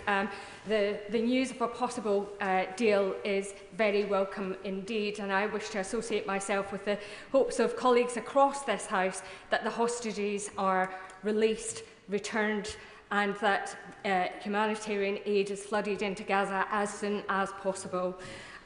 We know the only way to ensure a lasting peace is for that two-state solution. So can my right honourable friend outline what steps the government will take to support the creation of an international fund for Israeli-Palestinian peace? Well, can I say to my honourable friend that we absolutely support that, and we will continue to work towards that. Adnan Hussain. Thank you, Madam Deputy Speaker. I join the sentiments of relief and hope for peace after a 15-month-long horrific ordeal. However, a ceasefire cannot take away from the fact that Israel is on trial for genocide and its leaders have arrest warrants in their name for their crimes committed against the people of Gaza. A ceasefire does not change that fact, and justice, accountability, must be realised in the face of some of the most horrific crimes, war crimes of our times. Will therefore the Minister confirm that the government will stand by its commitment to treaties under international law and uphold the requirements of the arrest warrants already issued? We are signatories to the Treaty of Rome, and we will comply with our legal obligations, not just because we should, but because we believe in them. Harry Gardner. Madam Deputy Speaker, would the Foreign Secretary confirm that the government will not lift the limited ban on arms sales to Israel until he or another minister has come back to this House and explained why the danger of them being abused has receded? Well, as my honourable friend knows, it's a quasi-legal process that has gone through with all sobriety, examining the facts on the ground. The ban is in place at this time. There are not arms currently or export licences being sent to Israel for the reasons that has been discussed at dispatch box for many months, and I suspect until we get, of course, to a secure and stable Gaza, it's unlikely, and the fighting has got to stop. Sonia Kumar. Deputy Speaker, I welcome the news of a ceasefire deal after 15 months of devastation and destruction and loss of life. The release of hostages is vital, ensuring safety and swift return to their families. There's been unimaginable suffering. The ceasefire must be a turning point. It's imperative that the UK leverages our diplomatic influence to ensure stability, whilst urgently stepping up humanitarian aid in Gaza. Food, medicine and fuel must reach those who desperately need without delay. Can the Secretary of State tell the House what diplomatic contributions the UK will make to ensure the ceasefire stability when we move towards the latter and more fragile stages of the multi-stage agreement? Well, I pre-announced some of my statements earlier in this session. Before I call the next member, please can I urge members to make their questions short, or we will simply not get everybody in. Richard Bergen. Thank you, Madam Deputy Speaker. We all hope that the ceasefire happens, we all hope that the ceasefire holds, and we all resolve that if it does, never again by anyone. And for the most part, that means accountability, which is where the ICC and ICJ comes in. It's vital that journalists and forensic experts and rescue teams must be guaranteed unrestricted access to investigate mass graves, locate the missing and document the atrocity crimes committed by Israel. So will the Foreign Secretary commit to supporting this? Because otherwise impunity, not accountability, will reign, and that will prevent us from making sure what we've seen does not happen again. Well, we continue to support NGOs, we continue to call for journalists to be allowed in, and of course it's important that the appropriate authorities properly document what has happened and that people, where necessary, can be held accountable. Yuan Yang. Thank you, Madam Deputy Speaker. The ceasefire deal gives families in Israel and Palestine, as well as their relatives in Early and Woodley constituency, hope for longer-lasting peace and security. But there can be no security without accountability, and there is no accountability without scrutiny. Scrutiny, for example, to ensure that the funding the government has pledged for UNRWA will reach its intended destination. This war has been the deadliest on record for journalists, so what can the government do to ensure that all journalists in Palestine, including my former colleagues, can do their job without fear for their lives? Hear, hear. Hear, hear. Well, my honourable friend represents the interests of those journalists very well in her question, and let me repeat again. I deplore the amount of journalists who've lost their lives. I think that for any democracy engaged in conflict of this kind, it's important that you allow journalists to cover what has truly happened. The time has come as we head now to this ceasefire, and I hope the stability that's required, that journalists are let in from all corners of the globe. Zara Sultana. Thank you, Madam Deputy Speaker. Last November, the International Criminal Court issued arrest warrants for Israeli Prime Minister Benjamin Netanyahu and former Defence Minister Yoav Gallant for crimes against humanity and war crimes, including targeting civilians and using starvation as a weapon of war. The British public deserve clarity, so I'll ask again. Will the Foreign Secretary confirm that should Benjamin Netanyahu step on British soil, he would be immediately arrested, yes or no? Well, I say to the Honourable Lady, and I think this has been said before, we do have a legal process in this country were that to come to pass, and that is an important process. Ultimately, it will be a decision for our courts, and so it's important from this dispatch box that I leave that matter for them, but I have said in terms that we are a signatory to the Statute of Rome, not just because we are, but because we believe in it, and therefore, as she would expect, this government will comply with the law if that were to come to pass. Oliver Ryan. Thank you, Madam Deputy Speaker. I know I speak for everyone in my constituency when I say that after so much death, so much unthinkable horror, this ceasefire, this peace offers hope for a long-term political solution and security for the people of Gaza and of Israel, a two-state solution and a sustainable peace.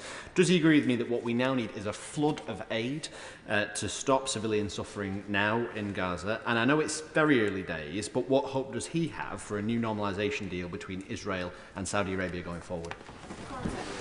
Well, I'm grateful for the question, and having spoken to the Saudi Arabian Foreign Minister at length on Sunday, having spoken to the Israeli Foreign Minister at length on Sunday as well, it is my sincere hope that we do get that normalisation deal. There are many steps before we get there, but I think this is a critical moment, and I really, really hope that we can achieve it. Rachel Maskell.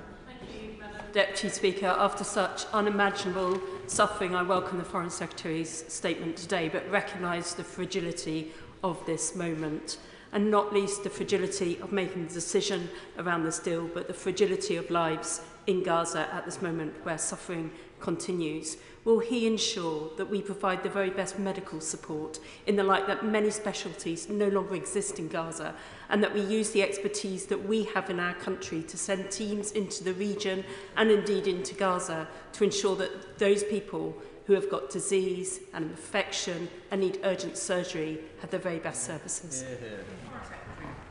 Well, my honourable friend is absolutely right to centre medical support.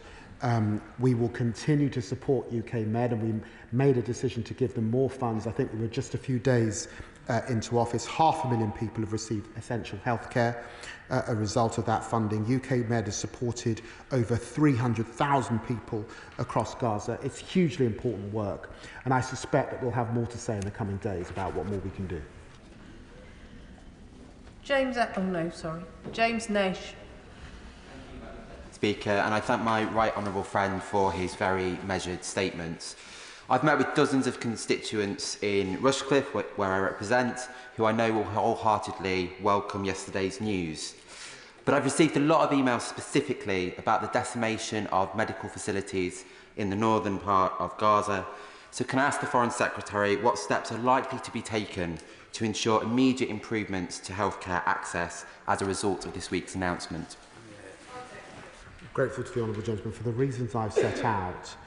Security will be essential if the aid is able to get in and international partners are reassured so that the reconstruction of those hospitals can properly begin. Holly Billington. Thank you, Madam Deputy Speaker. May I pay tribute to my right honourable friend and indeed my honourable friend, the member for Lincoln, who has taken such an important role in working tirelessly for justice in this place.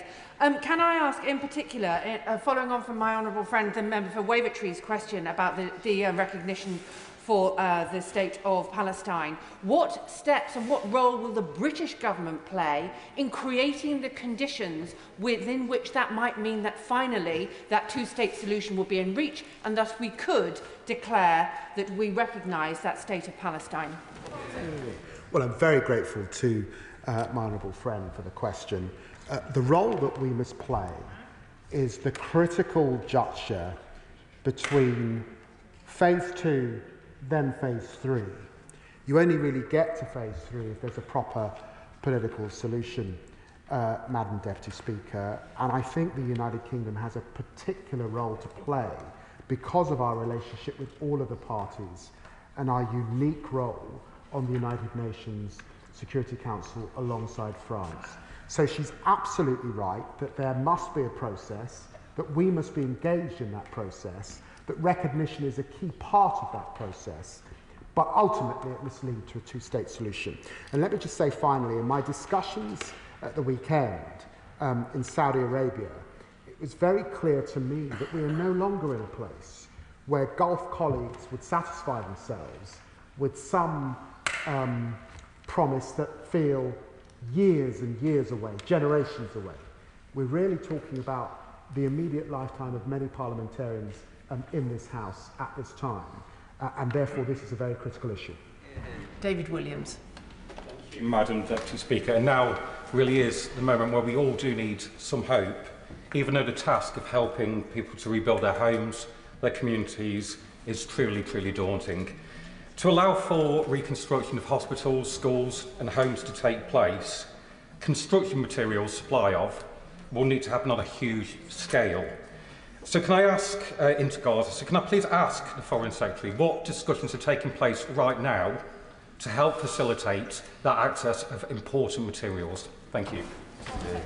Could I say to my friend, a very good question. It's something that the World Bank has been doing a lot of thinking about with a rapid needs assessment in terms of those materials that are now necessary. Alice MacDonald. Speaker. As the Foreign Secretary has said, this is a glimmer of light for the hostages, for their families and the civilians in Gaza, many of them children living in hell, and all of our thoughts are with them. We've spoken a lot about the importance of access for humanitarian aid, but can I ask the Foreign Secretary about volumes? Can he update us on the funding for the UN humanitarian appeals, whether we are considering an uplift on our aid, and also what pressure we are bringing to other UN member states to make sure that they are playing their role in providing that aid, but also pushing for the access? Well, she's absolutely right to put on the record, the issue of volume. At the moment, the agreement is about 600 or so trucks. That's ambitious. And the situation on the ground would need to change quite a lot if that is to be achieved. And the need is absolutely there. The UN must play its part, but I think some of the decisions that may come on UNRWA would fundamentally undermine that. I think commercial trucks have got to come back in, and the security's got to be there. But clearly, what we do want to see, and it's here in the deal, we want to see Israel able to withdraw back, and so that raises further issues about security. So that's why I say this deal is fragile. That's why I say negotiation continues, and there's much still to do. But she's absolutely right. We've got to see the volume, or I think the people of Gaza will say there have been lots of fine words, but actually on the ground, things haven't changed very much. Neil Duncan-Jordan. Thank you, Madam Deputy Speaker. Now that there's a hope of a ceasefire, will the Secretary of State double his efforts to seek justice for the family of my constituent, John Chapman, who he mentioned in his statement earlier, who was murdered by the IDF last April when working for the World Food Kitchen?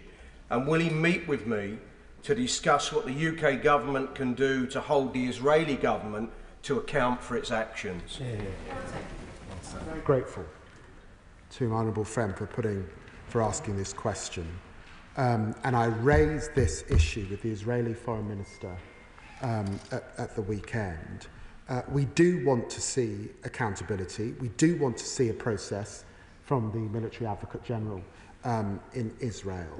The loss of life breaks our hearts. I spent time with those families that have suffered so much as a result of that atrocity on World Central Kitchen and the tremendous loss of life. There must be justice, there must be accountability, there must be a process. It's now for the Military Advocate General in Israel to do that, and we will continue to press this issue. And of course, I or the Minister for the Middle East will meet with him and his constituent. Harpreet Tupple. Thank you, Deputy Madam Speaker, and we all welcome this possible ceasefire announcement and hope the Israeli Cabinet ratify the agreement. The toll on civilians has been horrific. Over 46,000 Palestinian civilians, including children, killed. 1,200 Israelis killed on the 7th of October, and many hostage families hoping that their family members are returned. And can I also pay tribute to British citizens John Chapman, James Henderson and James Kirby, who were killed delivering aid in Gaza. The EU has announced €120 million in new aid for Gaza, so will the UK announce further package of aid soon? And can I also agree with the Foreign Secretary ensuring that Palestinians must be able to return home safely, and what role will the UK play in that? Thank you. Well, I thank you for the question, and we will be making in the statement a further assessment about the humanitarian need and what more we can do in these coming weeks given the changed circumstances. Let us get this deal over the line. Let us assess where the UK can play a particular role alongside other partners. It's important that we coordinate in relation to this, and it was important for me to be in Saudi Arabia with Kaya Kallas, the new High Representative of the EU. We were able to travel together and discuss these very same issues. John Slinger. Thank you, Madam Deputy Speaker. In addition to the appalling suffering of civilians due to this conflict, there has also for far too long been a sense in the region of hopelessness, and that is mirrored by a sense of hopelessness here about what we can all do practically to help secure peace and rebuild Gaza.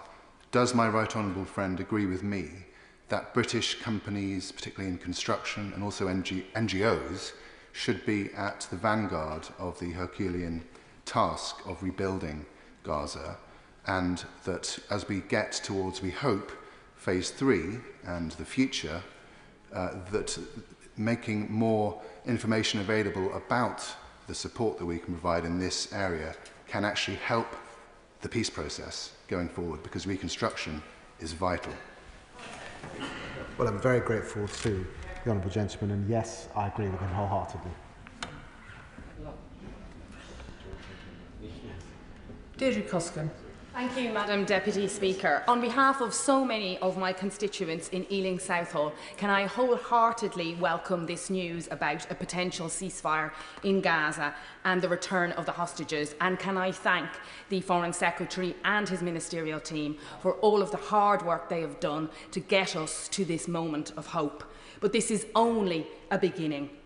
Could the Foreign Secretary tell me how he will use our hard-won experience of brokering a lasting peace in Northern Ireland through the Good Friday Agreement to help achieve a two-state solution and long-term peace, security and prosperity for the people of both Palestine and Israel? Foreign Secretary. Well, I'm very grateful to my honourable friend for mentioning Northern Ireland and the essential role that was played, particularly by the last Labour government. And she no doubt would have noticed that the new National Security Advisor is Jonathan Powell, who played such an important role with that. Our National Security Advisor always does a lot behind the scenes in these issues, and I'm looking forward to working with him on this very same issue. Peter Swallow. Thank you, Madam Deputy Speaker. The Foreign Secretary is quite right when he recognises that this ceasefire, though fragile, offers a real glimmer of hope. He's also right to emphasise the need to go further to ensure a two-state solution with a safe and secure Israel living alongside a viable, sovereign Palestinian state. Can I ask him to set out what he sees as the next steps to getting us to that ultimate goal, a lasting peace in the region? Foreign Secretary. Well, as has been said, there are two possibilities here. There is a situation in which actually Israel does not withdraw from Gaza. There's still quite a lot of fighting. Displaced people are vaguely able to return to their homes, but we don't see the reconstruction. We don't see the international community able to come back in because there's no guarantee that the efforts that they put in will not be destroyed in another 10 or 20 years' time. Or we get to phase 3. We don't just see a ceasefire, we see a political process that brings about stability and ultimately peace. And we see alongside that Saudi normalisation with Israel and the prospects for two states. Rachel Hopkins. Thank you, Madam Deputy Speaker. We all welcome the news of the ceasefire deal today, after 15 months of devastating conflict and suffering in Gaza. And I know the Foreign Secretary knows how important the recognition of Palestine and the two-state solution is to my constituents of Luton South and South Bedfordshire. So would he agree, in our government's commitment to a two-state solution, that Gaza must form part of a future Palestinian state with no reduction in the size of its territory, no ongoing occupation of Gaza and no forced displacement of Palestinians from Gaza? Foreign Secretary. Very grateful to the work that my honourable friend has done in her constituency, for the manner in which she lobbied hard on these issues when I was Shadow Foreign Secretary, and she continues to do now. And I absolutely can confirm that Gaza must be part of that two states, a home for the Palestinian people. Matthew Patrick. Thank you, Madam Deputy Speaker. I think it's with hope and fear that we await news of this ceasefire deal. And I think that will be a feeling particularly held by the families of those hostages. And we've heard of the British hostages of Emily Damari, of Avanatan Orr, of Oded Lifshitz and of Eli Sharabi and their families' work. I think for them, until they're holding their loved ones, this deal won't be real and it won't be done. Can the Foreign Secretary please assure them that at each and every stage of this deal, he'll be pressing for their release so that we can deliver that for their families, bring this war to an end and bring these families and these hostages together? Secretary. Well, I'm very grateful to the Honourable Gentleman. Emily Damari is a British national. She spent her 28th birthday in captivity. She was taken from her home on kibbutz Kafar Azar. Emily enjoys watching football. She's a Tottenham Hotspur fan, and I keep her in my heart every single day. I have a flower from her mother. It's a plastic flower, but it's in my office, reminding me of her plight. And I pray and hope that I see her emerge in the coming days. Oded Lifshitz is a retired Israeli journalist, and we hold out a torch for him. Eli Shabrabi is a family man. His wife Leanne, a British citizen, and his daughters Noya and Yahel were murdered on the 7th of October. Yoshi Sharabi was killed, of course, in captivity last year, and we pray for his family at this time. And Avanan Orr is a 31-year-old man, and therefore he will not be in the first phase of this activity, but we do want to see him freed as we get to the second and third. Dr. Alison Gardner. Thank you, Madam Deputy Speaker. Human rights organisations such as Gisha, ACRI and Physicians for Human Rights Israel have been working hard to get more aid into Gaza since the beginning of the conflict. May I ask the Secretary of State what steps has his department taken to support human rights groups to help rebuild Gaza and the lives of the Palestinian people? She's absolutely right to raise human rights and human rights defenders, particularly on the ground. And she should be reassured that the UK, under this government, continues to fund those important organisations. They are part of the exercise of giving very, very vulnerable people the ability for advocacy and their rights and to uphold them and their dignity in the most horrendous of circumstances. And they are part of the accountability mechanisms that we have signed up to and believe in. My honourable friend is right. This is not a day for celebration. It's a day for prayer. Prayer that this deal is seen through, and prayer that hostages and ordinary Palestinians will get a chance to rebuild their lives after the atrocities and horrors of the last 15 months. My honourable friend is right to say that this peace deal is fragile, but it's also right to say that there are many in the world, including my constituency, who think the world community's grasp on humanitarian values has been fragile these last 15 months, where we have failed the hostages, failed the Palestinians and failed the quest of peace by taking so long to do that. My honourable friend will know that my community I represent this is a very, very important issue to us. And I think it's nearly 2 years ago, the Foreign Secretary was having lunch with me and some of my constituents, where we talked about previous crises where we have solved the crisis but then given up on the peace. So what reassurance can the Foreign Secretary give us that this time it will be different, and this time the British government will lead the way once we get this deal in place to ensure that a two-state solution and dignity and respect is given to Israel and to Palestine? Secretary. Well, 80 years on from the Second World War, the honourable gentleman is right, and he's a dear friend, and I know his constituency very well, having spent 7 years of my life living in the great city of Peterborough. And he's right, that there's no doubt about it. When we look back on those 80 years, there are these key moments that have sort of shook the foundations of the rule of law and what men and women in this country fought for. And I suspect that people will look back on this war, and this is one of those hugely challenging moments. But if you believe in democracy, then you recognise that we are here as parliamentarians in one of the great, great homes of democracy to fight to keep hope alive. The Palestinian cause is a just cause. The plight of the Jewish people is also a just cause, and a homeland for them, I think, is right. We've got to achieve that peace. And just as I've, for many years, campaigned for peace in countries like Northern Ireland, in countries like South Africa, we can get peace here in the Middle East if we redouble our efforts, and all of the international community stands true to international humanitarian law. 2 hours, or more than 2 hours after I first stood, I'm very grateful for the opportunity this afternoon, Madam Deputy Speaker. Can I thank the Foreign Secretary for a long 2-hour statement?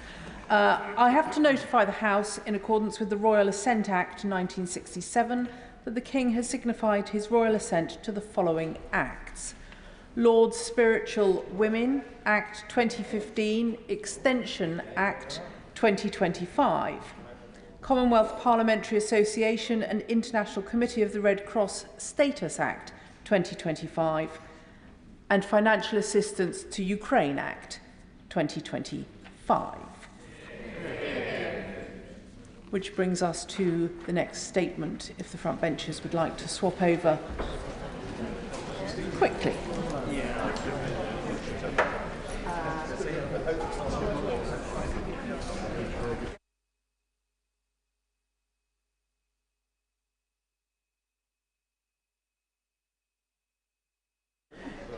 Statement. government response to the COVID-19 inquiry Module 1 report. Pat McFadden. Thank you, Madam Deputy Speaker, and I'd like to make a statement on the government's response to Module 1 of the COVID inquiry. In July of last year, Baroness Hallett published her report from the first module of the inquiry. It concluded that the UK was not as prepared as it should have been for the pandemic, and that more could and should have been done. And in my statement to the House immediately following the publication of her report, I committed to responding in full within 6 months. Before I turn to the government's response, I want to place on record once again my thanks to Baroness Hallett and her team for the work they have done so far in the inquiry. I also want to pay tribute to the families and friends of those who lost loved ones during the pandemic, some of whom are with us in the gallery today.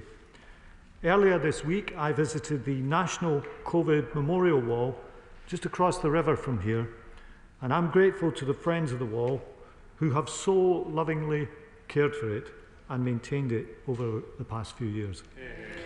As I said in my statement in July, the government's first responsibility is to keep the public safe. That's why, since we were elected, we've taken steps to strengthen the UK's resilience. I announced a review of national resilience. Work upon that review is proceeding, and I will update the House upon its conclusions in the spring. The Prime Minister has established a single Cabinet Committee for Resilience, which I chair, and which meets to ensure clear and rigorous ministerial oversight. We have adopted the 2023 Biological Security Strategy to protect the UK and our interests from significant biological risks. In April, the new UK Resilience Academy will be launched. It will train over 4,000 people in resilience and emergency roles every year and help them plan for and manage a range of crises, including pandemics. And I should also acknowledge, as I did in my first statement back in July, that in some areas these improvements build on work carried out by the previous administration. The improvements that we've made to our resilience have been put to the test over the past 6 months. These include the Prime Minister chairing a number of emergency COBRA meetings to address the violent disorder that occurred over the summer, and working across our 4 nations to anticipate and contain Clade 1 Mpox cases in the UK. Since July, we've also sent 2 emergency alerts to provide advice to the public in life-threatening situations. During Storm Dara, for example, because of a very rare red danger to life warning, the alert was sent to over 3 million people in affected regions, and more recently, we issued a very localised warning over flooding danger. The government will carry out a full national test of the emergency alert system later this year. This will ensure the system is functioning correctly should it need to be deployed in an emergency. The COVID Module 1 inquiry found that years of underinvestment meant that pandemic planning was not a sufficient priority. Our health services were already suffering and beyond capacity, and there were high levels of illness and health inequalities. All of this meant that the state was ill-prepared to manage a crisis on this scale. So apart from the specific recommendations, that is why that delivering on the government's missions, particularly in this context, building a national health service fit for the future, will contribute in very important ways to the UK's resilience. Pandemic planning and resilience is not just about specific resilience measures. It is also about making sure that the underlying fundamentals of our country are strong. And I thank the devolved governments for their cooperation in preparing a response today. We'll continue to work together for the safety of the communities we serve. Turning to specifics, there are 3 new commitments in particular I wish to highlight. First, the inquiry recommended that the UK government and the devolved governments should together hold a regular UK-wide pandemic response exercise. We agree. We will be undertaking a full national pandemic response exercise later this year. It will be the first of its kind in nearly a decade. It will test the UK's capabilities, our plans, protocols and procedures in the event of another major pandemic. It'll be led by senior ministers, it'll involve thousands of participants, run across all regions and nations of the UK, and alongside the Health Secretary, I've written to all Cabinet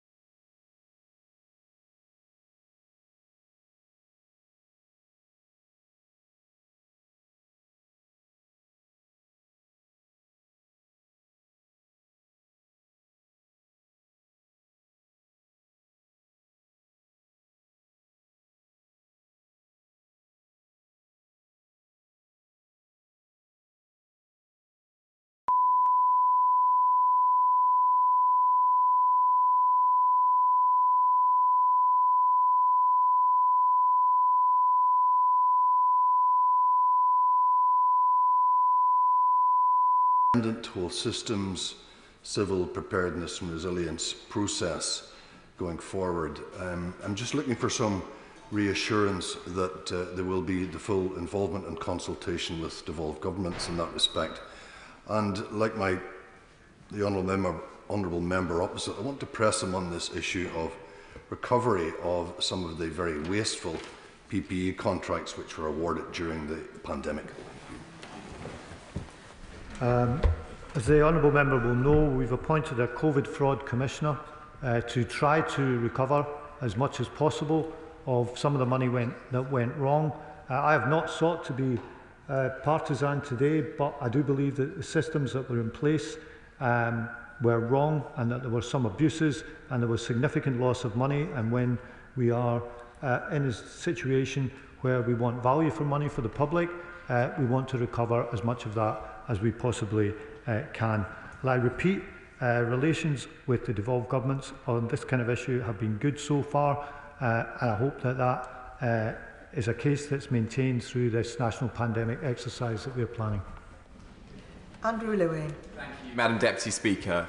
We all lived through the pandemic, and we all came to see the immense value of our key workers. The bus drivers who had to continue to make those essential journeys, the carers who had no choice but to continue to provide close quarters care, and the posties, some of whom I met recently in Welwyn Garden City at their delivery depot in Bessemer Road, who told me that when they had conversations, socially distanced conversations on the doorstep with lonely residents, it was often the only human interaction that they had all day. Would my right honourable friend, the Secretary of State, reaffirm to me how important this government believes the role of key workers is, and that critically that we make sure that for the next pandemic we have measures in place to ensure that they are protected and supported? Minister. My honourable friend raises an excellent point. Let me echo his praise for all the key workers that he mentioned. We found out when the chips were down who was keeping the country going, and let me, from this dispatch box, thank each and every one of them for what they did to keep the country going during those very difficult times. Sir Christopher Sharp. Madam Deputy Speaker, the Minister quite rightly expresses sympathy for the victims of COVID-19, which is something we all share. But he hasn't mentioned anything about the victims of COVID-19 vaccines, of whom there are thousands, and we know at the moment that those people did the right thing. They took the vaccines. They weren't warned of the risks, and the Minister's been talking about risk assessments. There was a lack of risk engagement, and now we find that the compensation scheme, the vaccine damage payment scheme, is in place, but is not actually operating effectively or fairly, and the Health Minister keeps talking about possibly amending it, but every time he mentions that, it causes immense harm to all those people who are still suffering as a consequence of having done the right thing and taken the COVID-19 vaccines, when now many of them would have wished they didn't. Look, let me say to the honourable gentleman, I believe that the production of the vaccines and the distribution of them was one of the things that went well, that this country contributed to, and that the availability of vaccines helped us to overcome the pandemic. In those cases where there were adverse reactions, there is a scheme in place, as he said, and my right honourable friend, the Secretary of State for Health, has met people affected by this, and of course we want to help people affected by this through the kind of scheme that exists. Dr Alison Gardner. Thank you, Madam Deputy Speaker. Firstly, can I thank the Minister for commenting on the importance of multidisciplinary research. I know from my own previous research that's very important, particularly in the development of AI algorithmic risk prediction models. I also had the pleasure to speak to Professor Tom Solomon yesterday, the Director of the Liverpool Pandemic Institute, and which the Science, Innovation and Technology Committee had the pleasure of visiting recently. He impressed upon me the value of physician researchers in conducting groundbreaking research. Will the Minister agree with me it is vitally important we provide the time and funds to researchers such as Professor Solomon to help build our national resilience to future pandemics? Minister. Let me echo her praise of Professor Solomon and the work that he's doing, the work that the Pandemic Institute is doing. He is absolutely right, and she's right, to underline the value of research. We've said all the way through this statement, the next crisis the country faces may be very different from the last. So it's really important that we use one of the great assets this country has, which is tremendous research institutes and research capability, to scan the horizon as well as we can and be as well prepared as we possibly can. Neil Shastrahurst. Thank you very much, Madam Deputy Speaker. And having served on the front line during COVID, I am acutely aware of the sacrifices made by clinicians, patients and their staff. But part of the solution to preparing for any future pandemics is ensuring that we've got robust epidemiological research. And I wonder if the Minister can go into some more granular detail on what assessment he has made of the current projects that have been commissioned by the government. He's right about the need for robust research. I don't analyse the research projects one by one. I do thank him for his service, and I underline what I said a few times today, that the best insurance we can have in terms of responding to another crisis like the one that we went through some years ago is underlying strength of the country, is underlying strength of the NHS, and that's why we have made the decisions to put resources into it to help to turn it around and make it stronger in the future than it is today. Antonia Bands. Thank you very much, Madam Deputy Speaker. I spent the pandemic as a trade unionist at the TUC, supporting now Baroness O'Grady to fight for the right to safety of working people. And the COVID inquiry heard time and time again about the impact of the pandemic on those on low wages and insecure work, people who had to go into work even when it wasn't safe or they couldn't feed their families. And they were disproportionately black and minority ethnic workers. So will the Chancellor make sure that the new National Vulnerability Map treats insecure workers as vulnerable for the purpose of crisis planning and resilience? And will he make sure that unions are key stakeholders in building the UK's resilience? I thank my honourable friend, and she's absolutely right to underline the need to thank the key workers, many of whom were low paid, many of whom did come from ethnic minorities, who kept the country going and sometimes had to put themselves at risk to help and protect the rest of us. So I absolutely thank her and those who represent working people for the work that they did during the pandemic. Steph Ackroyd. To the specifics of the government's response to Module 1, I'm really interested to hear about the National Vulnerability Map, which could help with a range of things like digital exclusion as well as public health. I'd like to ask him about this on 2 points. Firstly, has he taken into consideration the findings of Chris Whitty's report in 2021 into coastal communities and their specific vulnerabilities?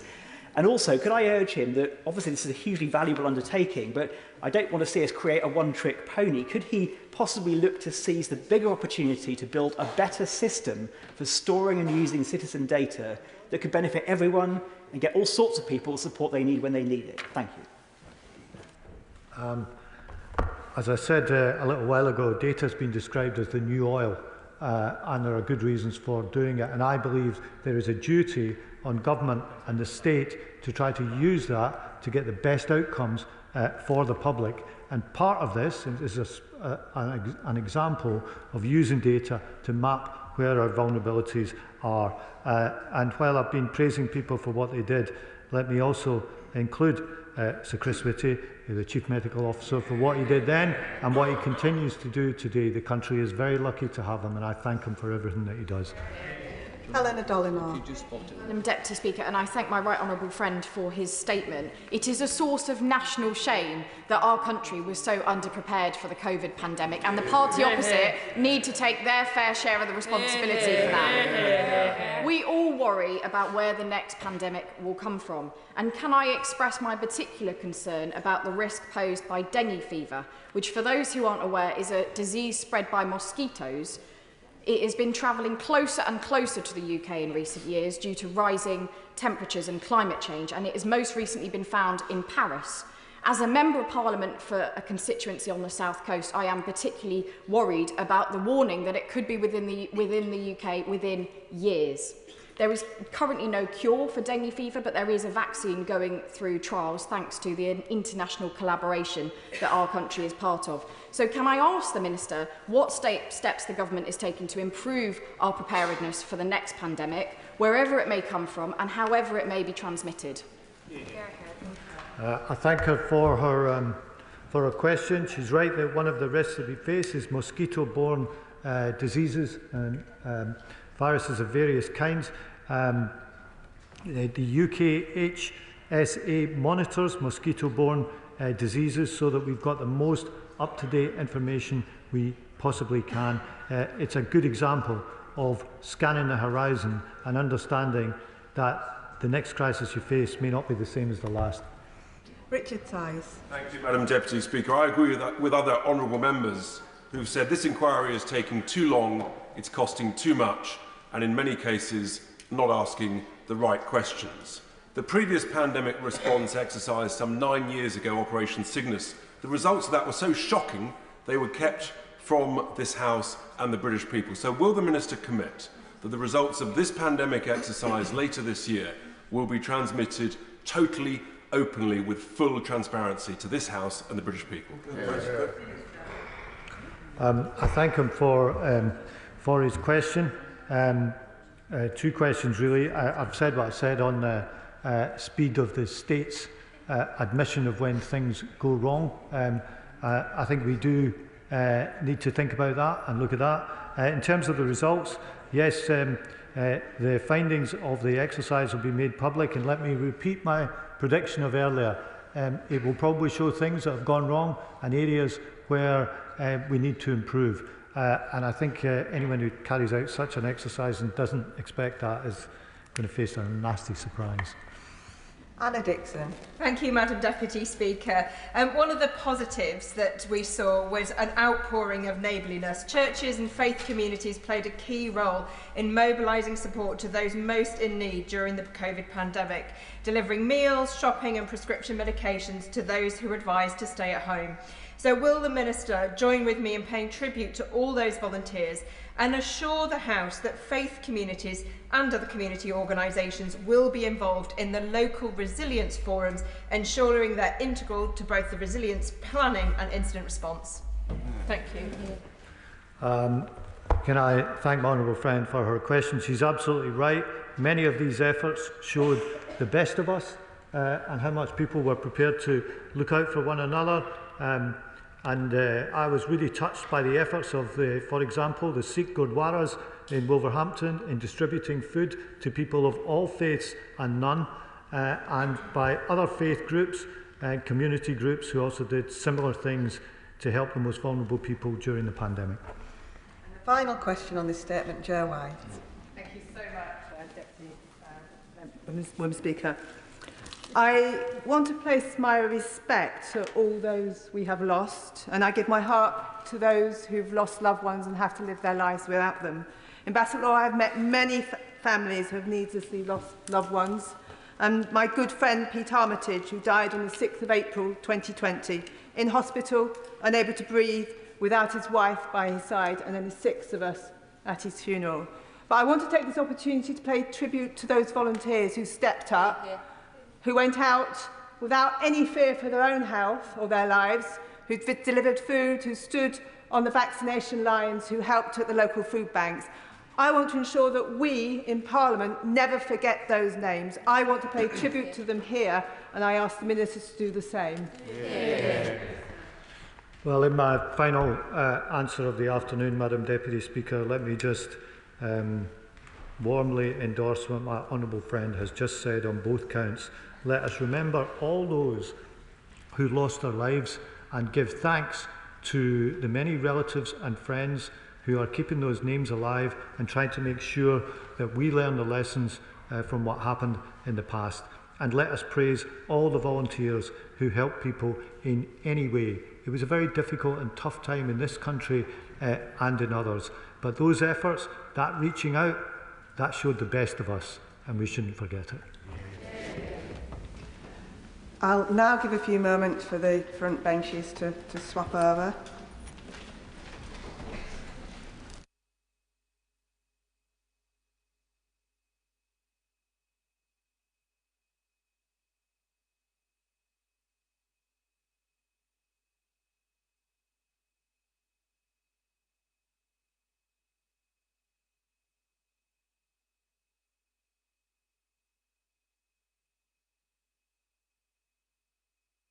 Before we come to the statement, I would like to remind the House that on issues which may relate to ongoing cases relating to vulnerable children, members will wish to take care to avoid saying anything that could prejudice any cases that are currently before the courts or which might come before the courts at a later date.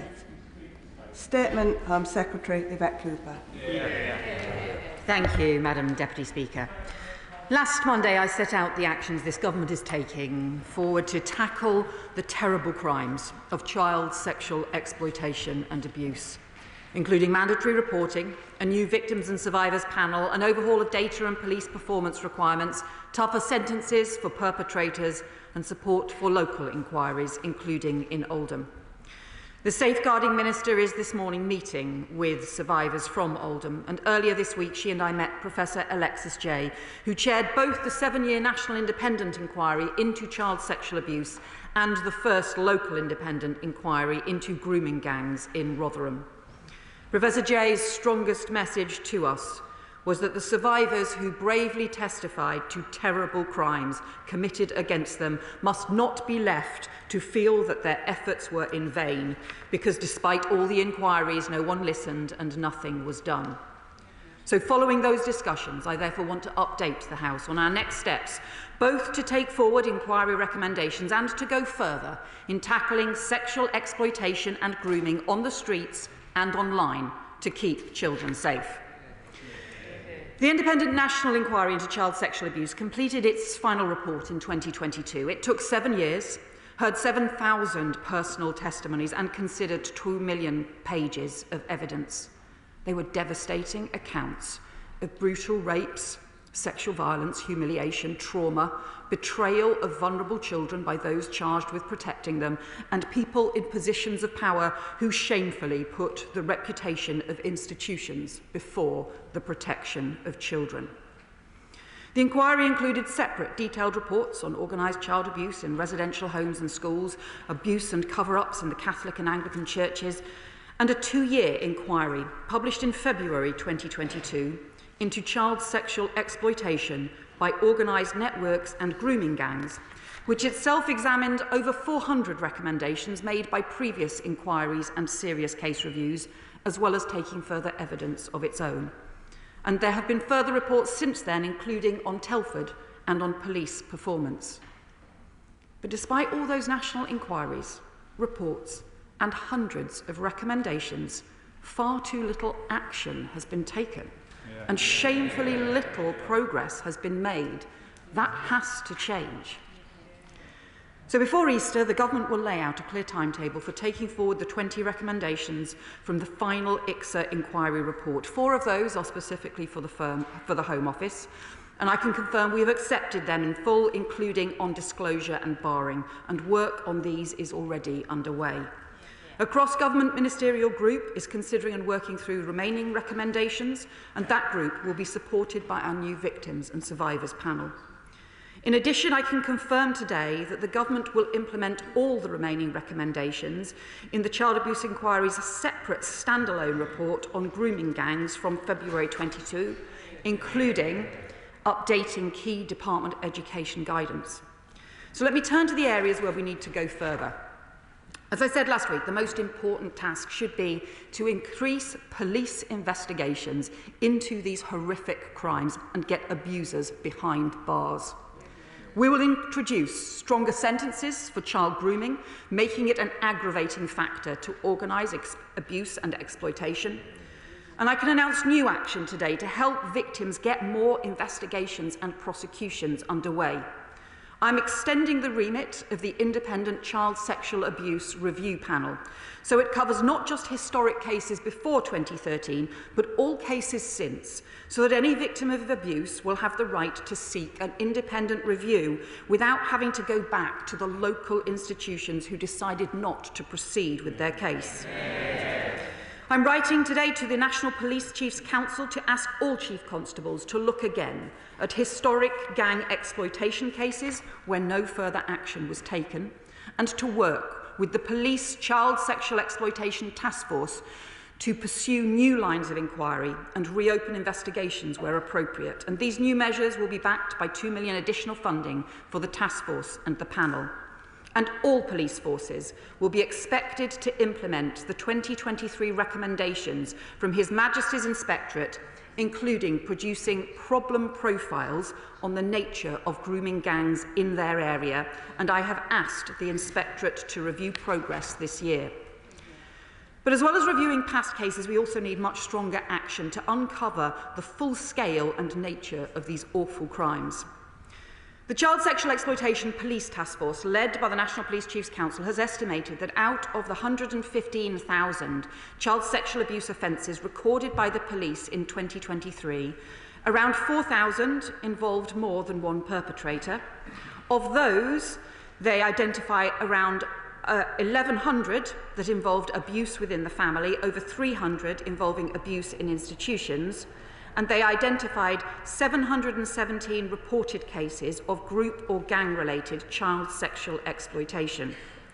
But we know the vast majority of abuse goes unreported, so we expect all of those figures to be a significant underestimate.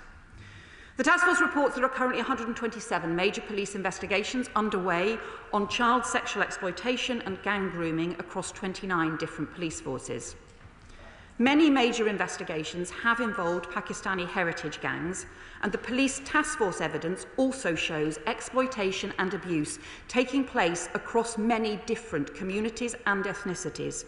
But the data on ethnicity of both perpetrators and victims is still inadequate. As I said last week, we will overhaul the data we expect local areas to collect as part of a new performance management framework. But I've also asked the Child Sexual Exploitation Task Force to immediately expand the ethnicity data it collects and publishes, gathering data from the end of the investigation when a fuller picture is available, not just from the beginning when suspects may not yet have been identified. But in order to go much further, I have asked Baroness Louise Casey to oversee a rapid audit of the current scale and nature of gang-based exploitation across the country and to make recommendations on the further work that is needed. The specific 2022 ICSA report, Child Sexual Independent Inquiry report on gang exploitation, concluded that an accurate picture of the prevalence of child sexual exploitation could not be gleaned from the data and evidence that it had available. So this audit will seek to fill that gap. It will look at further evidence that was not previously available, including that collected by the Police Task Force and including the new problem profiles compiled by police forces, and it will include an equivalent audit of child protection referrals. It will properly examine ethnicity data and the demographics of the gangs involved and their victims, and will look at the cultural and societal drivers for this type of offending, including amongst different ethnic groups. And it will make recommendations about further analysis, investigations and actions that are needed to address current and historic failures. Baroness Louise Casey was the author of the No Holds Barred 2015 report into child sexual exploitation in Rotherham, and I have therefore asked her to oversee this rapid 3-month audit ahead of the launch of the Independent Commission into Adult Social Care. In many areas across the country, the focus must now be on further police investigations and implementing recommendations to improve services.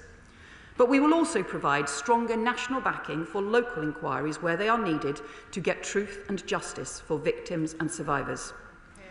The Prime Minister and I both met last week with survivors from Telford, who had enormous praise for the way that that local inquiry was conducted after there had been failings over very many years.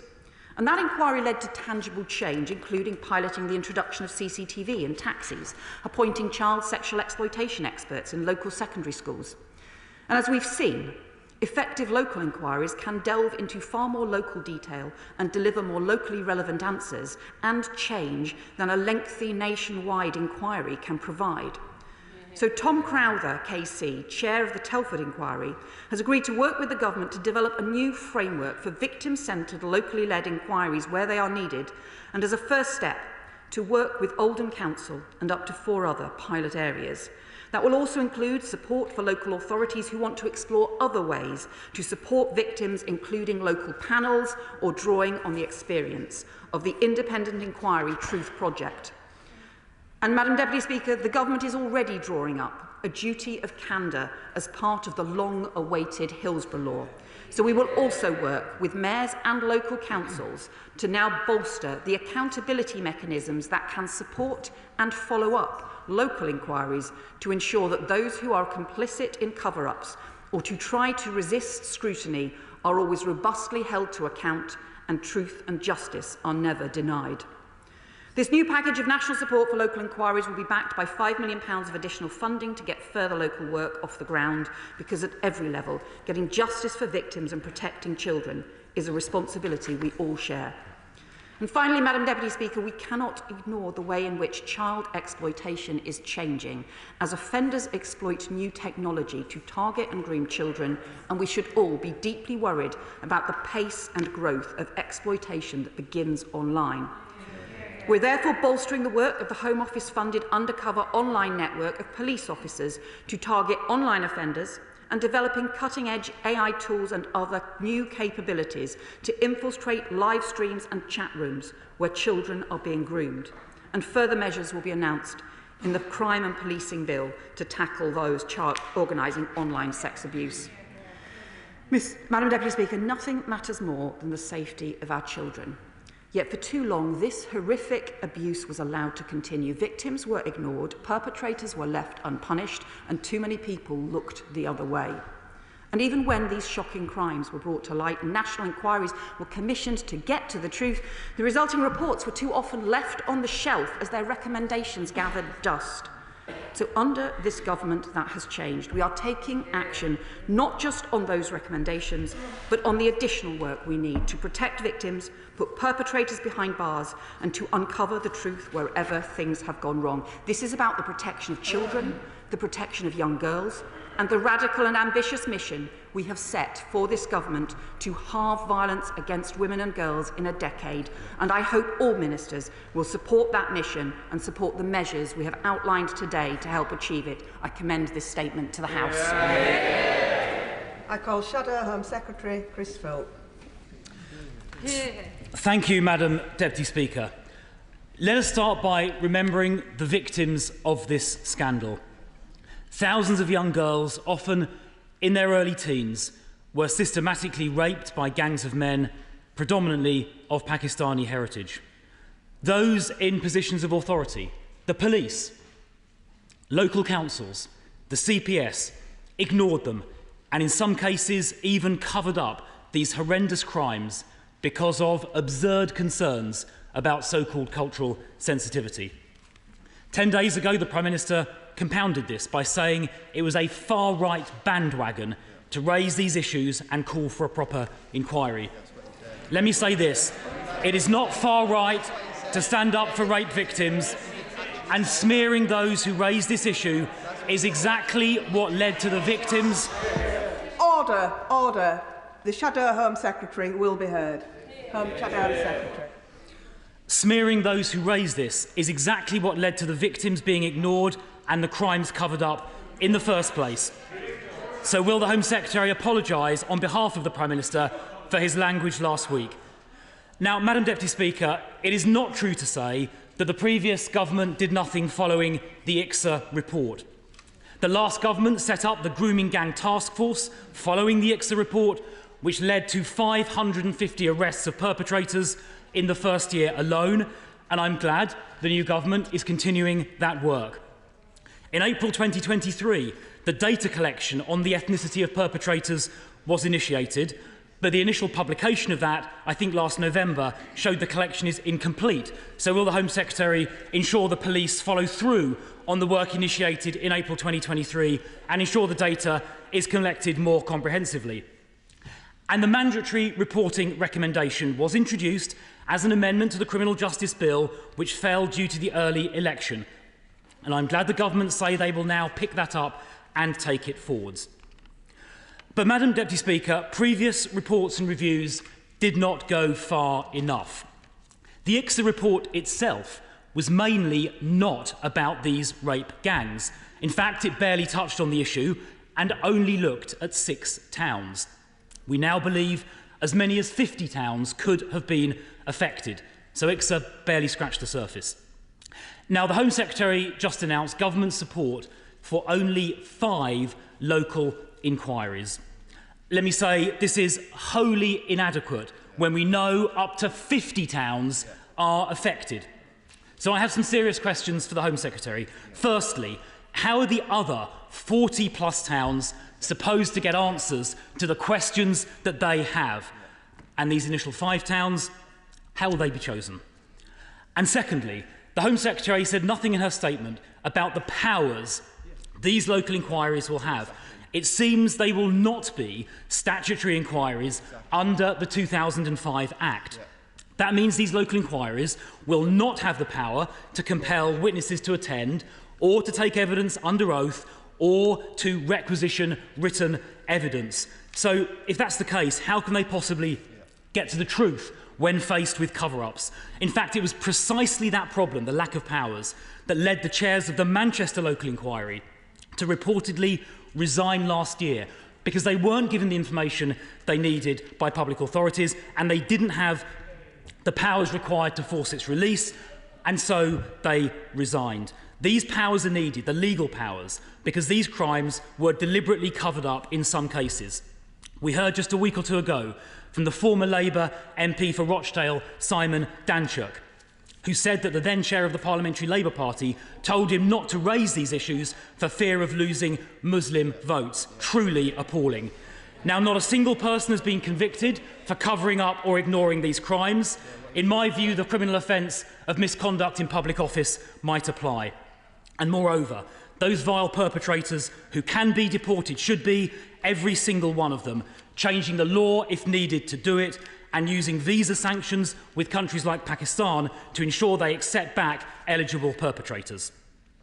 So, Madam Deputy Speaker, what the Home Secretary has announced today is totally inadequate. It will only cover a fraction of the towns affected, and it appears these inquiries will not have the legal powers they need. That is why we need a proper, full, national public inquiry covering the whole country and with the powers under the Inquiry Act needed to obtain the evidence required. And it's not just me that thinks that. In the last week or two, the Labour MPs for Rotherham and Liverpool-Walton have called for a full national inquiry, as has Andy Burnham, the Labour Mayor of Greater Manchester. And I commend those members and Andy Burnham for their courage in speaking out. Recent polling shows the vast majority of the public want a full national public inquiry, including 73% of Labour voters. But most importantly and finally, so do victims.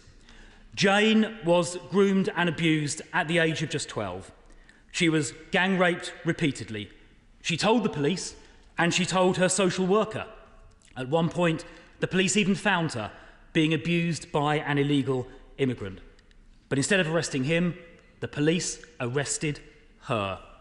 Jane still doesn't know if any of her abusers have been jailed or if any of the public officials who let her down so badly have been held to account. Jane now wants a proper national public inquiry. Home Secretary, why don't you? Well, Madam Deputy Speaker, these are the most vile crimes against teenagers, against children, against young girls very often. They involve sadistic abuse, rape, and the most appalling trauma that can then last for very many years. The independent inquiry into child sexual abuse ran for 7 years and took evidence from 7,000 victims and survivors across the country. And too many of those voices and the bravery that those victims showed has too often just been ignored. And whilst he says he took action, I'm afraid his party had 10 years to introduce a duty to report child abuse, to make it a responsibility on professionals to report, to make it an offence to cover up child abuse. That was something that I was calling for 10 years ago, the Prime Minister was calling for 12 years ago, and he failed to do it, and we have lost a decade as a result. The independent inquiry into child abuse also ran a 2-year investigation into child sexual exploitation and grooming gangs. And one of the shocking things that it found was less is now known and understood about the prevalence of this appalling crime than prior to 2015. So in that period, from 2015 to 2022, even after we knew about what had happened in Rotherham, and even after Baroness Louise Casey had identified the impact and the failure to address issues about race and ethnicity, again, the previous government went backwards on issues around gathering data and information and the need for proper evidence. And that is why this government has now commissioned Baroness Louise Casey to instigate a rapid review to uncover the prevalence of this appalling crime across the country, with no holds barred in the way that we know that she will conduct this inquiry, to actually fill the gaps in the evidence rather than rerun the same questions without the evidence and the data that we badly need. And I would also point out to him, his party also weakened the disclosure and barring rules in 2012, again making changes that I and the policing minister opposed at the time, and the independent inquiry has recommended reversing in order to keep children safe. Rightly, but again, his party failed to act. Now, I hope that the action that we have announced should be supported right across the country, including the duty to report child abuse, proper penalties to cover it up, stronger sentences for grooming gangs, new rights for victims to get an independent review on reopening their case, new action to reopen historic police investigations, new standard for the police to meet, a new victims and survivors panel, a new audit of the scale and nature of child sexual exploitation and grooming gangs, led by someone who uncovered a lot of the problems in Rotherham, including their failure to confront Pakistani heritage gangs, new ethnicity data to be gathered and published, which he failed to do, new national support for local inquiries, including the Telford model, victims panels, and new work on accountability linked to the Hillsborough law to hold failures to account, because we will strengthen the law to do so, and a proper timetable for taking forward the independent inquiry, because this has to be about action and about protecting children and keeping them safe. Sarah Champion. Thank you, Madam Deputy Speaker. I think I heard the Home Secretary adopting my 5-point plan. So I thank her for that, and I thank everybody across the House who's been campaigning on this issue. But if I could ask for some clarity, did the Home Secretary say that she was going to be adopting all 20 of the ICSA reports, or just those in the grooming gang strand? Do local authorities, as well as the police forces, have to do a review onto their cases of CSE? She cites Telford, which was victim-focused, which was why it was so important, because we must have those victims and survivors' voices. But what they said they lacked, what Greater Manchester said they lacked, was the ability to compel witnesses. And a big strand of what we need to do is make sure there have been no cover-ups, and it's only if it's on a statutory footing that we can do that.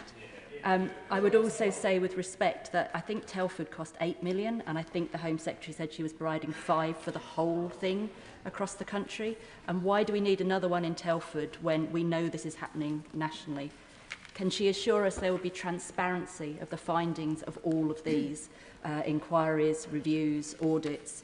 And is it possible that this could be UK-wide? Because I don't believe this is only happening in England and in Wales. It needs to be across the whole of the UK. I thank my honourable friend for her question, and to go through in turn we will set out before Easter the timetable for taking forward the work around all of the recommendations from the main independent inquiry into child sexual abuse. She will know that some of those raise complex issues, and some of those considerable work will need to be done. So we recognise that, and we have discussed that with Professor Alexis Jay. There are others which we can take forward swiftly, and those covered by the Home Office, led by the Home Office, we are taking forward swiftly, and the work is already underway, including on disclosure and barring, and also on the duty to report, which will be included as part of the legislation. On the local inquiries, the Telford, we are not redoing the Telford inquiry. She is right that in Telford they conducted an extensive inquiry that involved victims, crucially involved victims and survivors throughout, from the very beginning, designing the inquiry in the first place, and it has led to very substantial change and continues to have further follow-up work on it. So that is the effective model. We do need the local councils and police and crime commissioners and mayors and the government to work together on these, but we are providing the additional £5 million to help draw up. Tom Crowther will work specifically with the first 5 local authorities that want to do this in order to make this effective, to draw up so that we have a model that can then be used in other areas as well. And in terms of their ability to gather evidence and to make sure that there is proper accountability, there has to be clear accountability. This can't be a way in which areas or institutions can avoid scrutiny. Obviously, the work in Telford and in Rotherham, in the original work that Baroness Casey did manage to uncover truth in different areas, but there also need to be other new arrangements on accountability. And that is what we are working with the Cabinet Office and also with mayors and councils to draw up what new accountability arrangements would be to ensure that there is proper either follow-up or as part of those initial inquiries that you have that proper accountability framework in place. And we will link that to the duty of candour as part of the Hillsborough Law, because unlike the previous government, who frankly have never taken seriously issues around candour and responsibility and accountability for frankly the 14 years they were in power when they refused to bring in a Hillsborough Law, we will bring in the Hillsborough Law because we are clear there needs to be proper accountability for failure to tackle this abuse. Liberal Democrat spokesperson Josh Babaranda. Thank you, Madam Deputy Speaker. Survivors are tough, and I know from my own experiences of abuse as a child that I've spoken about in this chamber, that survivors have been subject to intense impact and blistering climates. But like a blade in a blacksmith's forgery, each strike has strengthened many survivors' character, mettle and spirit, even though they are experiences that should never be undergone in the first place. Every shock has emboldened our resolve to be the very sword carried by Lady Justice herself, or to at least see it wielded with strength, to see action taken and justice done. But, Madam Deputy Speaker, too many survivors' stories have been characterised by being ignored, hidden or gaslit. And recently, too many survivors' stories have been shamefully used as a political football by some in some corners of this House and beyond. And survivors' experiences are littered with gut-wrenching instances of where power holders have missed glaring opportunities to take action against child sexual abuse and exploitation. And history must stop repeating itself. We cannot afford for Professor Jay's findings, nor those from the inquiries announced today, to gather dust atop power holders' bookshelves, to get lost at the bottom of in-trays, nor to be banished to the depths of filing cabinets. And so, in line with the courage that it's taken for so many survivors to speak out on this issue, we Liberal Democrats, and I know many others, implore those in positions of power at all levels to step up too. That means those weaponising this issue for party political gain must stop now. Yeah. That means Professor Jay's 20 recommendations must be implemented from now. And that means the work getting these local inquiries set up must start from now. But survivors need assurance that beyond the areas that have been announced today, that they will be able to get justice in their cases as well. So will the Home Secretary share what the plan will be for areas beyond that she's announced today, and what legal powers will these inquiries have to ensure that they have teeth and justice can be delivered? We must all dignify survivors experiences with action. We must honour all survivors' stories with reform. Lady Justice demands it, and so does the tempered sword that she wields. Hear, hear. And I welcome the points the honourable member has made on this extremely serious issue. And he was right that actually for many victims and survivors, what they need is a proper police investigation to go after the perpetrators, to prosecute them, to hold them to account, to get justice and to get those perpetrators behind bars. And that will help protect other young people as well. So I think one of the most important changes we're making is making it easier to get those investigations reopened where, for the wrong reasons, they have been closed down and actually justice still needs to be done. Giving victims the stronger right to review, to be able to go to an independent panel with their case and to have it independently reviewed so it can be reopened, and also asking police forces across the country to now review the closed cases and to look at pursuing new lines of inquiry with the task force support and to making sure that they can do so. For in terms of the areas that Tom Crowther, who did the Telford inquiry, will work with 5 areas on the kinds of inquiry that they may want to take forward involving victims and survivors, because I think that is crucial, is involving the victims and survivors in the design. But what we know is from one of the Telford survivors who has said, because she gave evidence to both the national inquiry and to the local inquiry, and she found that local inquiry was far more effective at getting the changes in that area and also easier for her to be able to give evidence to as well. So that's why we need areas to be able to learn from what Telford did effectively, but also to be backed up by a stronger arrangement for accountability, a stronger mechanisms to be able to hold local organisations to account if they are not complying, but we do also expect local organisations to comply and to be part of finding truth and justice for survivors. Debbie Abrahams. Thank you so much, Madam Deputy Speaker, and I welcome my right honourable friend's statement and the measures she's included in that, and thank her for her promptness in doing that. I'd also like to thank her team, especially the Minister for Safeguarding, for listening to and providing support to constituents who've gone through such horrific abuse. Can I ask my right honourable friend how she will ensure that not only the individuals who were responsible for this awful abuse are caught and convicted, but also those who fail to protect and to support these vulnerable young people, because it's not just young women that have been affected and older, it's also young men, and how they will be held to account. Thank you. My honourable friend is right to raise these important points. I know this is an issue she has worked on for many years. One of the things that we need to do is we actually need to strengthen the law on this. We need to have a much stronger legal framework in order to be able to make sure that there is proper accountability, not just the holding to account and properly punishing perpetrators of appalling abuse, but also holding to account institutions and individuals who fail to take the action that is needed to protect our children.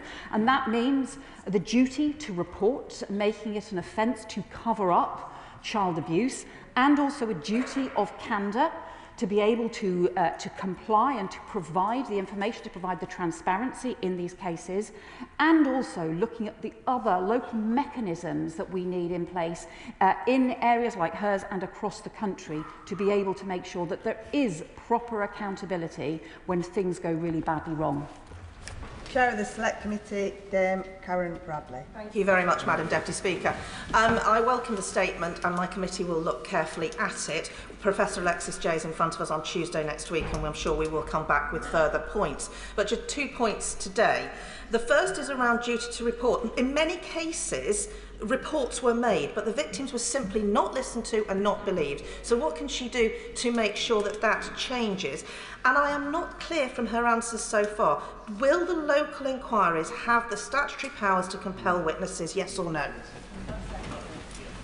So, the first point, she is right that reports were often not listened to and not followed up. And in some areas, what that means is that although recommendations were made, there was never any follow-up. There was never the proper implementation of standards to be able to do so. So, for example, in policing, we have never had a proper police management, a performance management framework in order to be able to make sure that standards are actually being met and that there is proper follow-up as well. And we need that stronger performance management framework in place.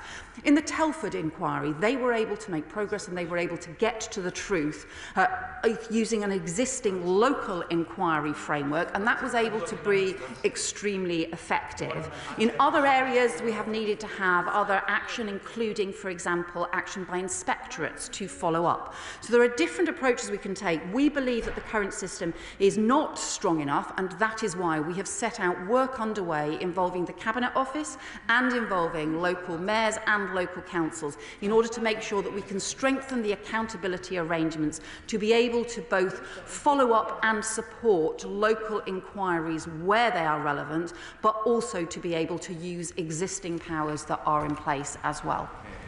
Yasmin Qureshi. Thank you, Madam Deputy Speaker. As a barrister and a former Crown prosecutor for 14 years, who dealt with sexual abuse and rape cases, can I tell this House that sexual abuse and assault occur throughout the United Kingdom, are not specific to any gender, race or religion. And we have to just look at the Palica case in France. But there is one group of victims who are often not spoken about, that is young boys and young men. The level of sexual abuse that relates to them is completely underreported. I think it's a cultural thing, you know, boys must man up or they can't be shown to their feelings.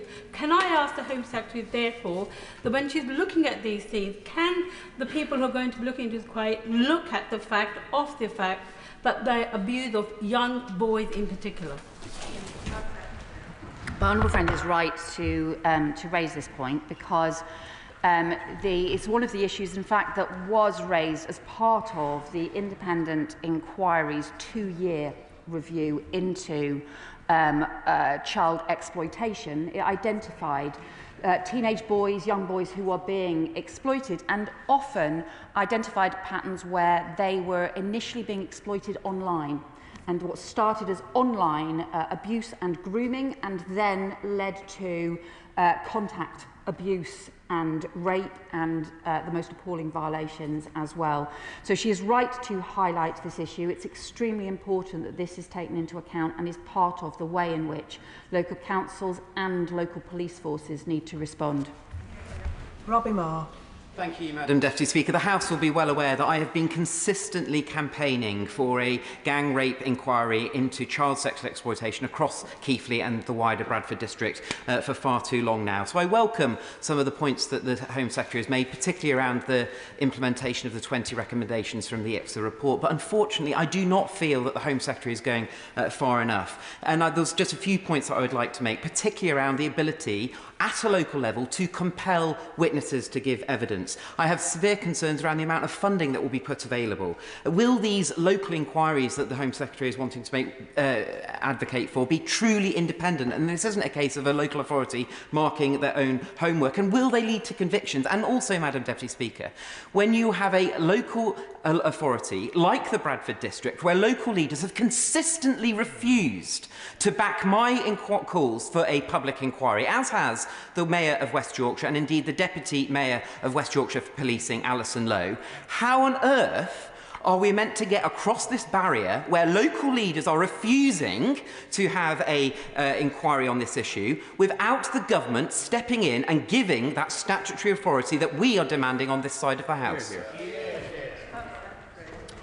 Well, I would say to them that obviously it's really important to ensure that there is independent scrutiny of he will be aware that the inquiry in Rotherham that was led by Baroness Louise Casey at that time used inspectorate powers and was also clearly independent and managed to uncover serious problems that had gone wrong in Rotherham at that time. So there are different ways in order to do this.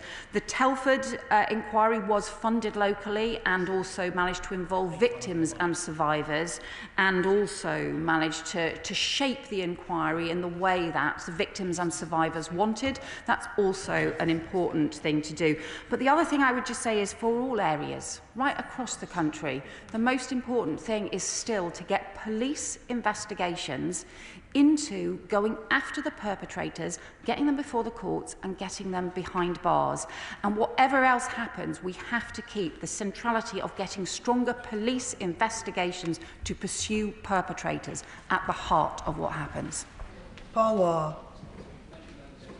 Child sexual exploitation and abuse are the most sickening, appalling crimes perpetrated against some of the most vulnerable youngsters in our communities. So can I strongly welcome this comprehensive new national plan of action to put victims first, and welcome the appointment of Baroness Casey to conduct a rapid review into the scale and nature of these grooming gangs. But can I also urge a cross-party consensus around this issue rather than the game playing and misinformation we've seen in the past week?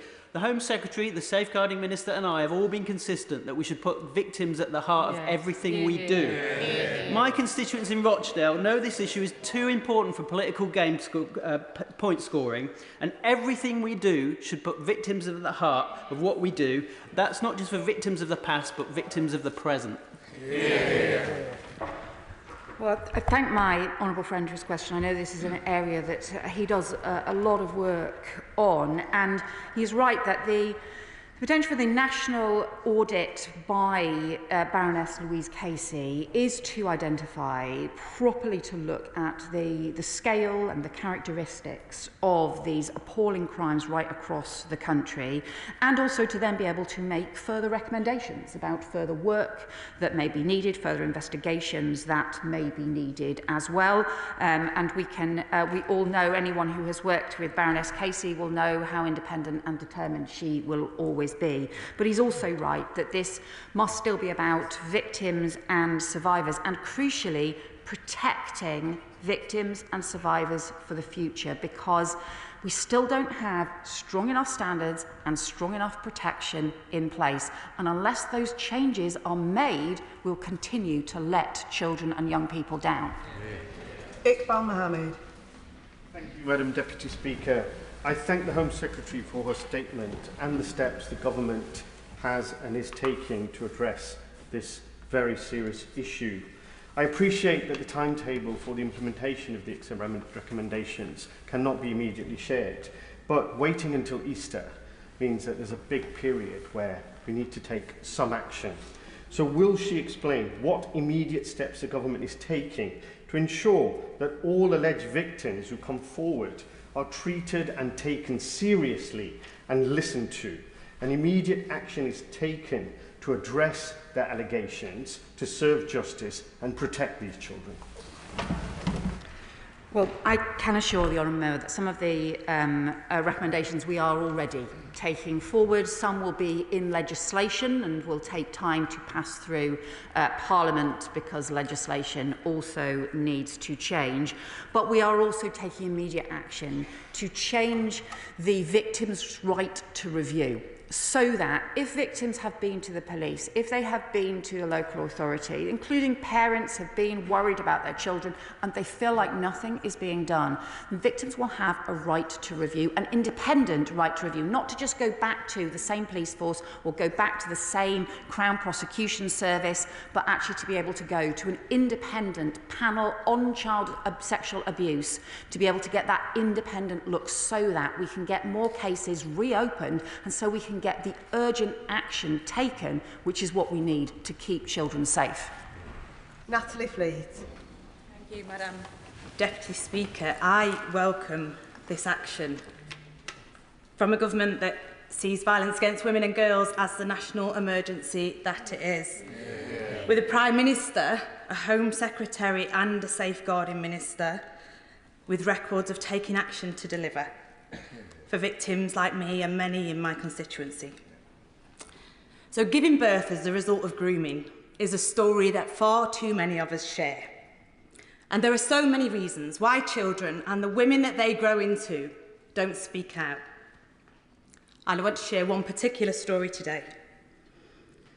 It's about the victim that told me that the perpetrator has threatened that if she speaks out, he will have access to her child, something he hasn't done so far. That means that she has to work so hard to hide his crime to protect herself and her baby. Will the Home Secretary meet with me and other victims to talk about how we discuss changing the law to protect children born of rape? Thank you.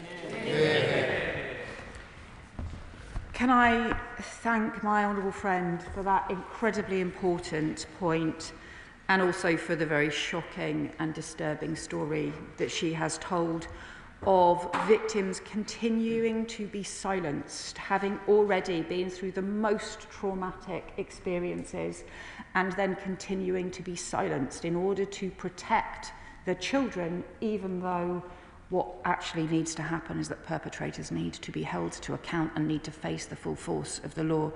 And she is right that we need to ensure that family courts cannot be used by abusers and rapists to persecute victims. I will happily meet her, and I know the Safeguarding Minister will too, and this is an issue that is also being taken forward by the Ministry of Justice. Sir Bernard Jenkins. Mr. Speaker, I think the House should be generous towards the Home Secretary. She's travelled a long way since last week by recognising there is a requirement for far more inquiries into the towns affected, and I think we should thank her for that. But there is still one thing crucial that is lacking from her presentation, her statement today, is whether these new inquiries will have the power to summon witnesses and require the production of papers. Now, only she, or the Secretary of State, or the Minister in the Act, can set up a statutory inquiry.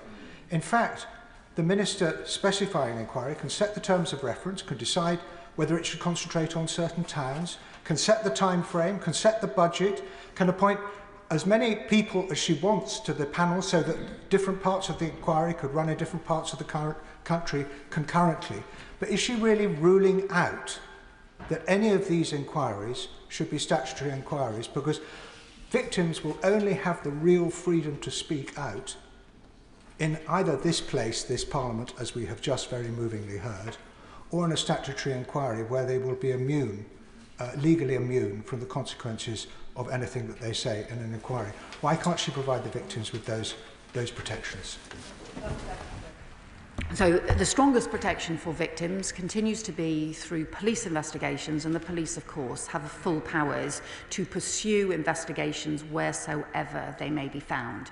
There have been a series of local inquiries held in different ways, including the inspector investigation into Rotherham, where Baroness Louise Casey was the lead inspector and then did have powers to be able to get to the truth there, and also the Telford inquiry, which did not have those powers but still managed to uncover serious problems and also make serious recommendations. There are different ways in which to do this. We have made clear that we want to strengthen the accountability, powers and ability to make sure that there are answers given to local areas, and to do that alongside the work that we already have underway as part of the Hillsborough Law and as part of the duty of candour that we need to implement across the board. Toby Perkins. Thank you very much, Madam Deputy Speaker. I thank the Home Secretary for the really important steps that she's announced today. Nothing must come in the way of victims getting justice or being listened to, or for us learning all that we can about how we protect the victims of the future. So can my right honourable friend tell us, in terms of the approach that she is taking today, if there are lessons that come out of these individual local inquiries that are repeated across the country that enable us to be better able to protect victims in the future, how are we going to coordinate getting those? And in terms of the question that she's just been asked, can she just explain why she believes that the sort of statutory footing isn't the right way to go, and the localised way that she's suggesting will actually ensure we get to the truth? Well, he's right that we need to make sure that there is a proper follow-up where there are recommendations. So there have been over 500 different recommendations, particularly actually predominantly around child sexual exploitation, with many more around child sexual abuse much more widely.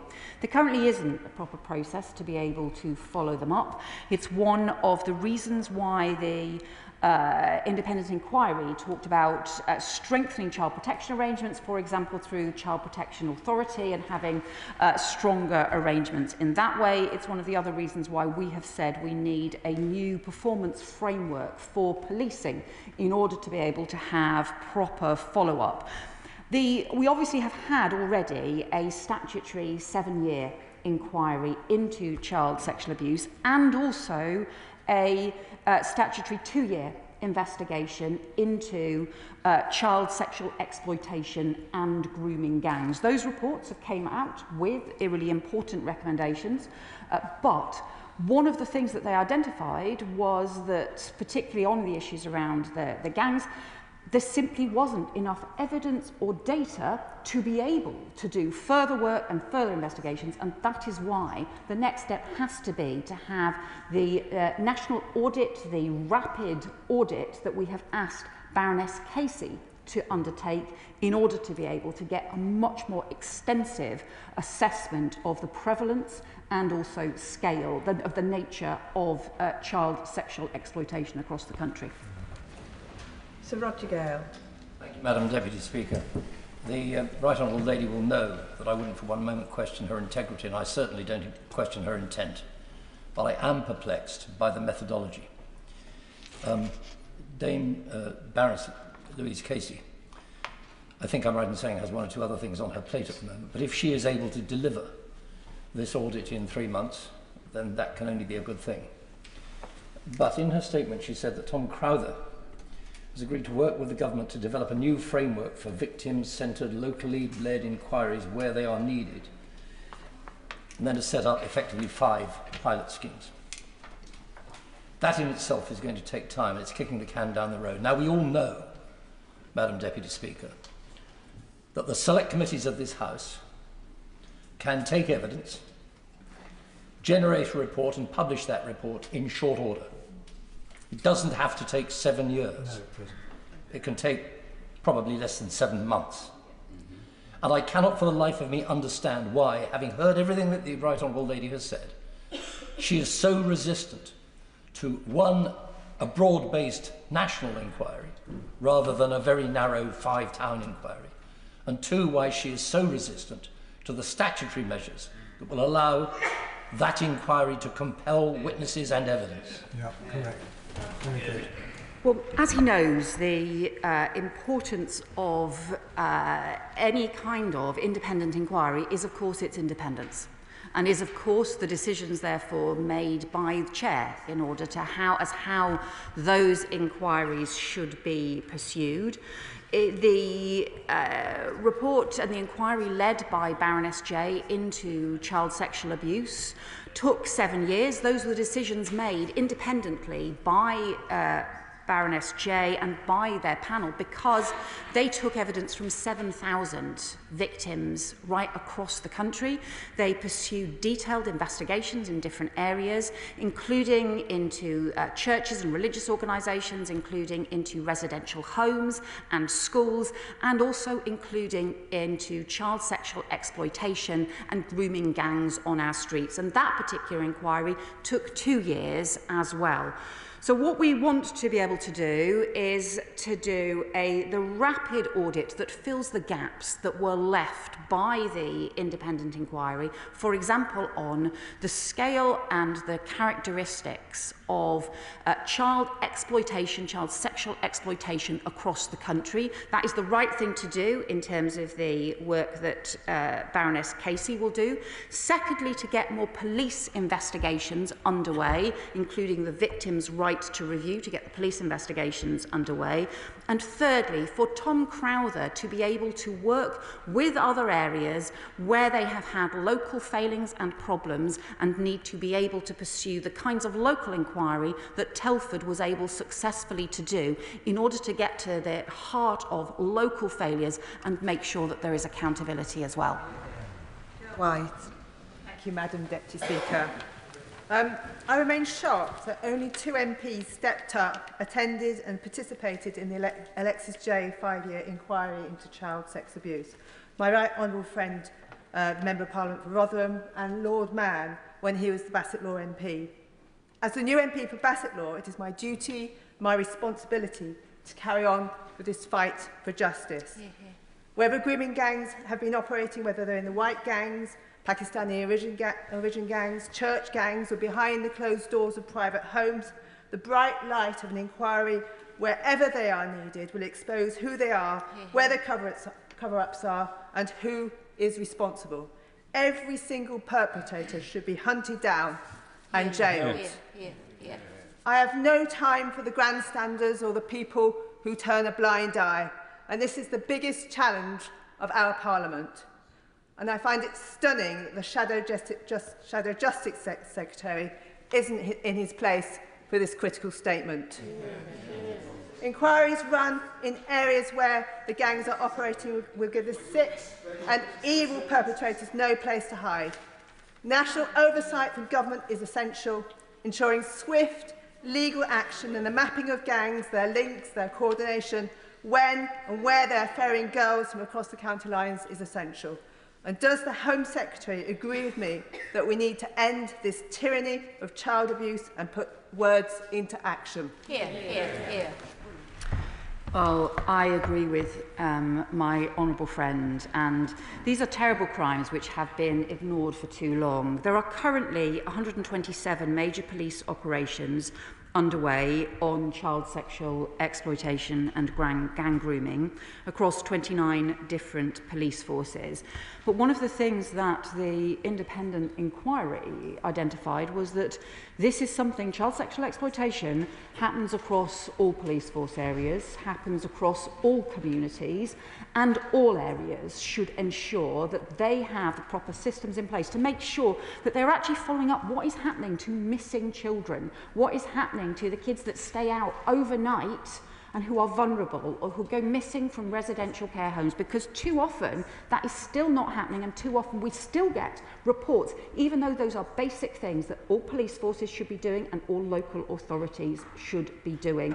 And that is why we've strengthened the powers for victims to get a review. That is why we are requiring police forces to now look back at those historic cases, because we know that there are cases that are not being reported, we know that there are cases that are not being investigated, and that is where the fastest action needs to be, to go after those perpetrators who are still on our streets and who are still getting away with it and will continue to do so unless police forces and local councils work together to put perpetrators behind bars.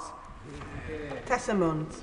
Thank you, Madam Deputy Speaker. May I refer the House to my register of interest, and particularly to the fact that I'm a director of Whistleblowers UK, a not-for-profit organisation.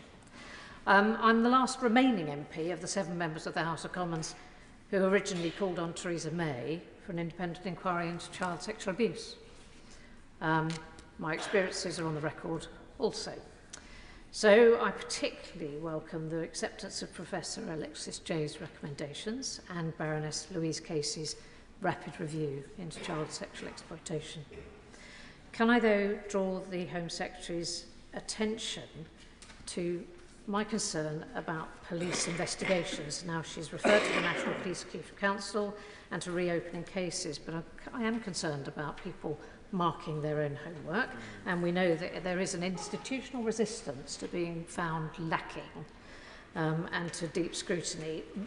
One of the primary whistleblowers with whom I was involved has waited years for the truth to out, and she's been threatened with being sued by senior police officers, and it would appear that complaints can only be made about junior officers who are called and investigate, and that there is no ability to complain about senior officers. And I am aware, I'd ask her to please look at the IPCC and the IOPC reports, whether they have been published or not, particularly where they have not been published, and where they've investigated threats, where there have been threats, as I understand it, from the police of suing members of those organisations about the findings that they have made. I think it's incredibly serious that we have organisations like the Independent Police Commission and Home Secretary. the Office for Home Police. Secretary. Order. Home Secretary. I'm happy to follow up with her about the very serious issues she raised. And she's right to say this cannot be about institutions just marking their own homework. And that's one of the reasons why we have made now the right to review an independent one. For child sexual abuse cases where victims feel that they have been let down by police force, by the Crown Prosecution Service, that they should be able to take that right to review, not back to the same police force, but to be able to go to an independent child sexual abuse panel in order to get a right to review, in order to see whether they can get their cases reopened and properly investigators and perpetrators pursued. She also knows that there are other routes as well to hold police forces to account, including the police inspectorate, which my concern is currently, although it can make recommendations, and for example, it has just found serious failings in Cleveland Police's response to child sexual exploitation, but too often those recommendations are not followed up because there are no powers to do so. So that's why we will also be changing the police management framework, performance management framework, to strengthen the ability of the inspectorate and also of the Home Office to ensure that action is taken to improve performance and to actually implement recommendations for improvement where there are serious problems that are found. And happy to talk to her about the wider policing reform that's needed to make sure that there is accountability. Harpreet Uppal. Thank you, Madam Deputy Speaker. Can I welcome the statement from the Home Secretary? And I know she's not in her place right now, but can I pay tribute to the member for Bolsover for sharing her story, which I know is very difficult to do, and the continued work that she's doing to support victims. It's really important that we finally act for victims and survivors. And can I welcome that the Home Secretary will be acting on the inquiry's recommendations. But can I urge her that the monitoring on the progress of those actions are public, and that she returns to the House to provide regular updates on those actions and that they are published. Thank you.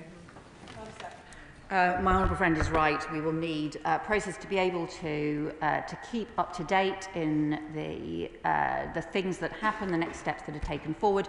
We will do that through the Victims and Survivors panel that my honourable friend, the Safeguarding Minister, will be establishing, and also through regular updates as a result of the work that the cross-departmental group of ministers will be doing to pursue and take forward some of the recommendations. Rebecca Smith. Thank you, Madam Deputy Speaker. I welcome the announcement today, and it's great to see some progress. And I won't cover what's been said about the legal powers piece, but I'm interested in the funding, because having led a commission back in Plymouth, the money that was used to pay for that came from the in-year budget of that local authority. And I appreciate the £7 million in total that has been announced. But you've talked a lot about the police. What additional funding are they going to receive to do this on a local level?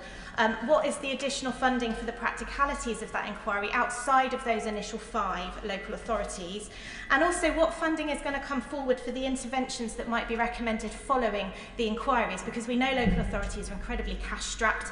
This could potentially disincentive them to follow through on these local inquiries. And finally, is that £7 million new money into the violence against women and girls budget, or is it money that would have been spent elsewhere? So the funding to support the various measures that we're taking forward, we identified up to £10 million for additional investment to be able to support further action. But I can't just stress enough that this has to be part of the mainstream work that agencies do, that police forces do, that local councils do as well, because tackling child sexual exploitation and abuse cannot just be an add-on. It can't be something that is only done if there is a particular announcement from the government. It's actually got to be done as part of their core responsibilities. The funding for police forces, the funding for local councils, and it's why we also want the work around violence against women and girls, the mission that we have set to halve violence against women and girls, again, to be the central mission right across agencies and right across the government as well. I appreciate this is a very sensitive subject, but if the questions are long and the answers just as long, we're going to get very few people in. Chris Murray, show us how it's done. Deputy Speaker. In her report, Alexis Jay notes that 1 in 20 boys and 1 in 6 girls in the United Kingdom is estimated to be a victim of sexual abuse. And we have had scandal after scandal in care homes and councils, in schools and in churches of grooming for decades. So can I welcome the appointment of Baroness Casey for her rapid review into grooming. I welcome that it is rapid, because these victims deserve justice. And it is unbelievable to my mind that grooming is not an aggravating factor in the sentencing of child sexual offenders. Will the Home Secretary commit to restate her commitment to ensuring that it is an aggravating factor, that this will be done quickly and that it will be done by force, so child sexual offenders are properly punished by the law?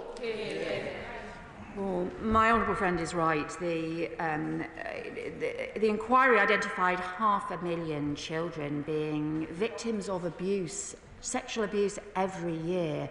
And the majority of cases are sadly within the family, and the betrayal by those who children should be able to expect to protect them. But there have also been huge betrayals, as he said, in residential homes, in other institutions, including faith institutions, the Church of England, the Catholic Church, as well as wider grooming online and on the streets in these terrible crimes. So yes, we will change the law, we will strengthen sentencing, we will make it an aggregated factor, because the punishment should fit this terrible crime.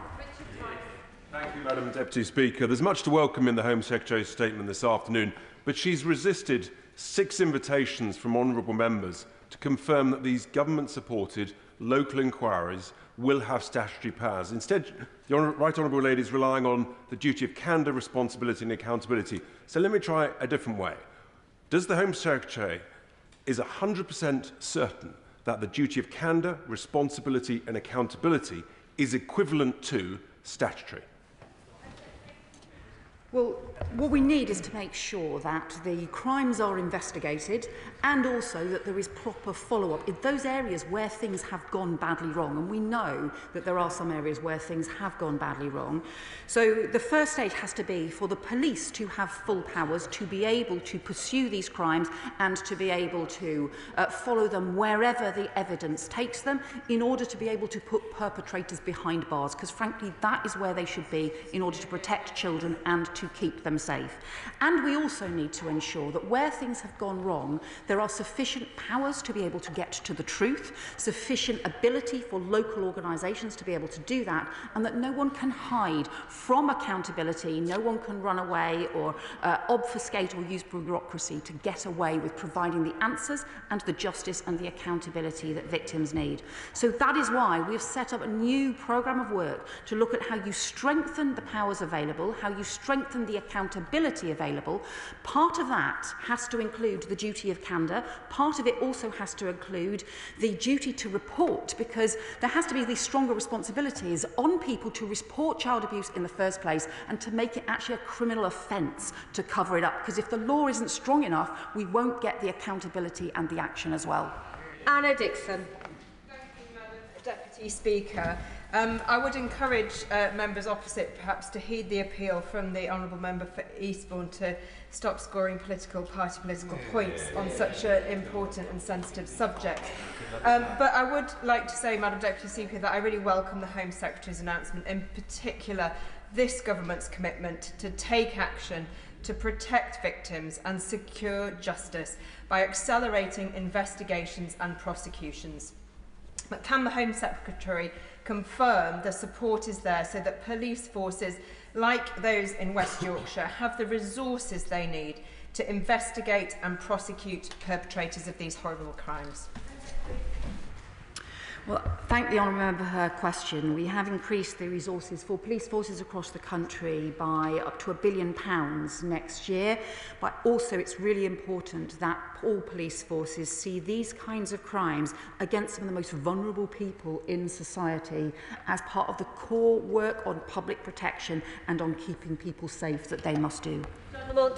Thank you very much. Can I start by paying tribute to my honourable friend, the member for Keighley and Ilkley, for his persistent campaign to get an inquiry into Keighley and Bradford. Home Secretary, Scotland is not immune from grooming gangs. Indeed, a survivors expert fears that grooming gangs are operating in every town and city in Scotland.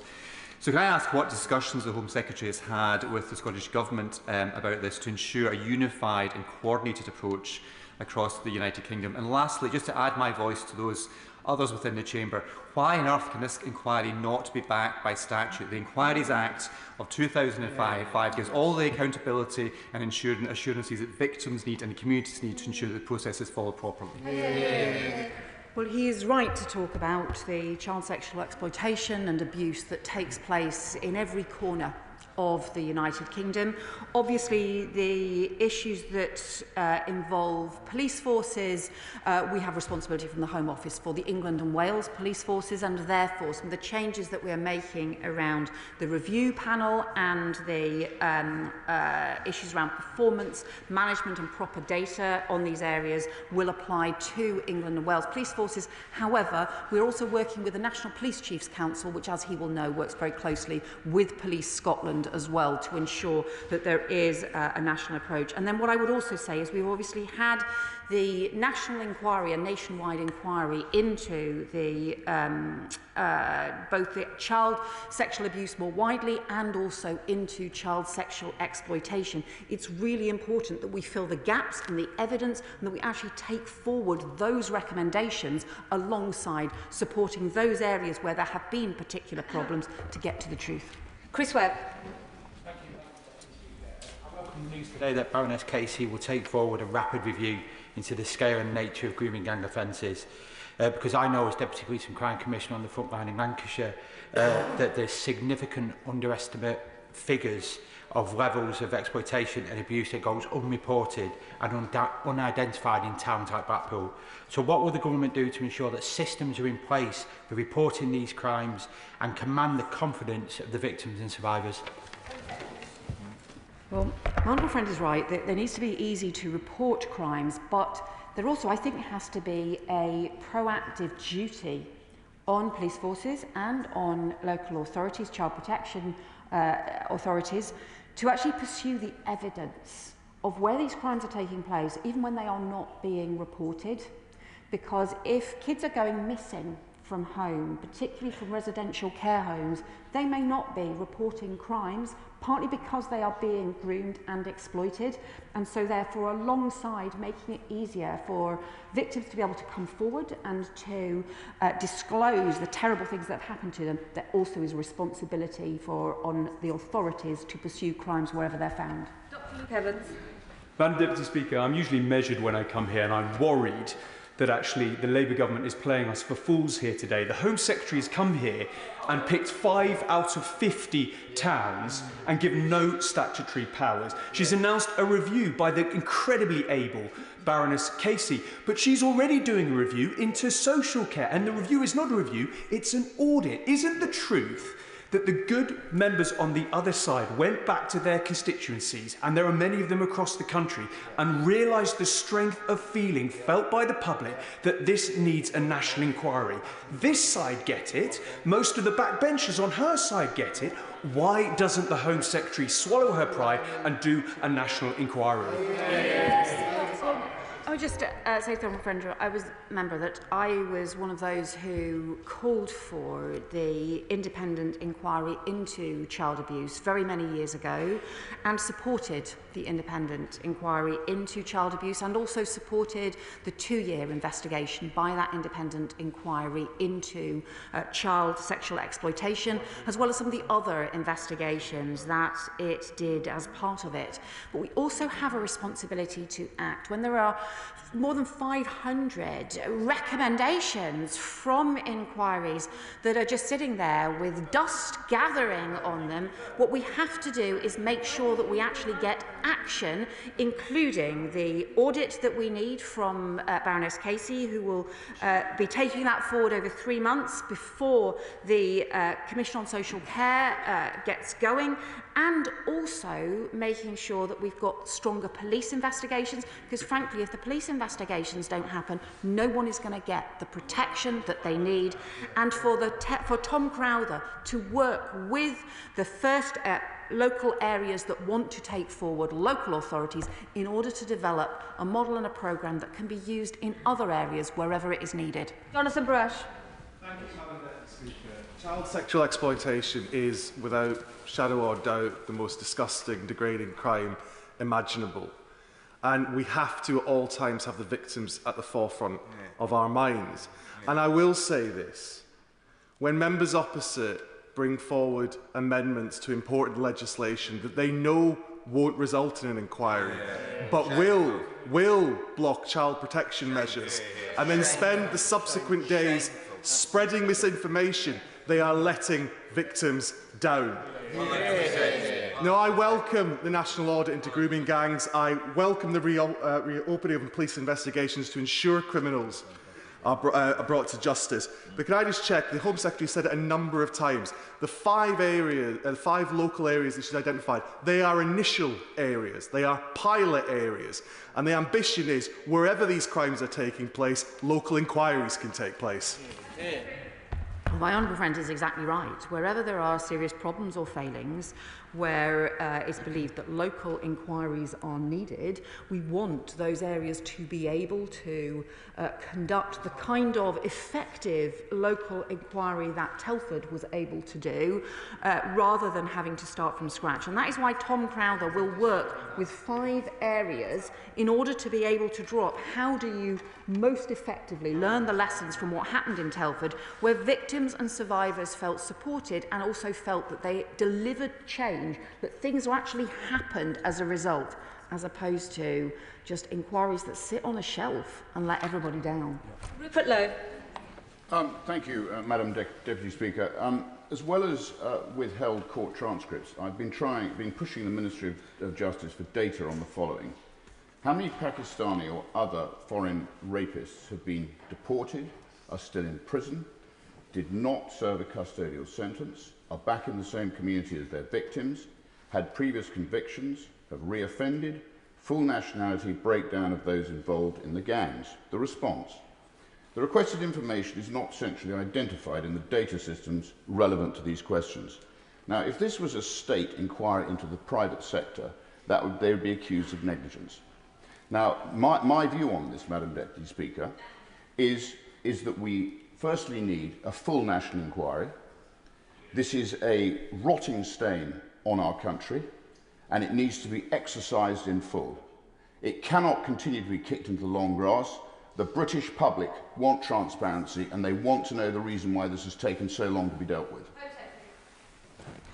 Well, I would say to the honourable member that we do believe that better data needs to be collected, more comprehensive data. That's why I've said the overall data on child sexual abuse needs to be overhauled, including I'm making immediate changes to the gathering of data on ethnicity on both perpetrators and victims, because the system that we inherited from the previous government simply isn't strong enough, but we will need further changes as well.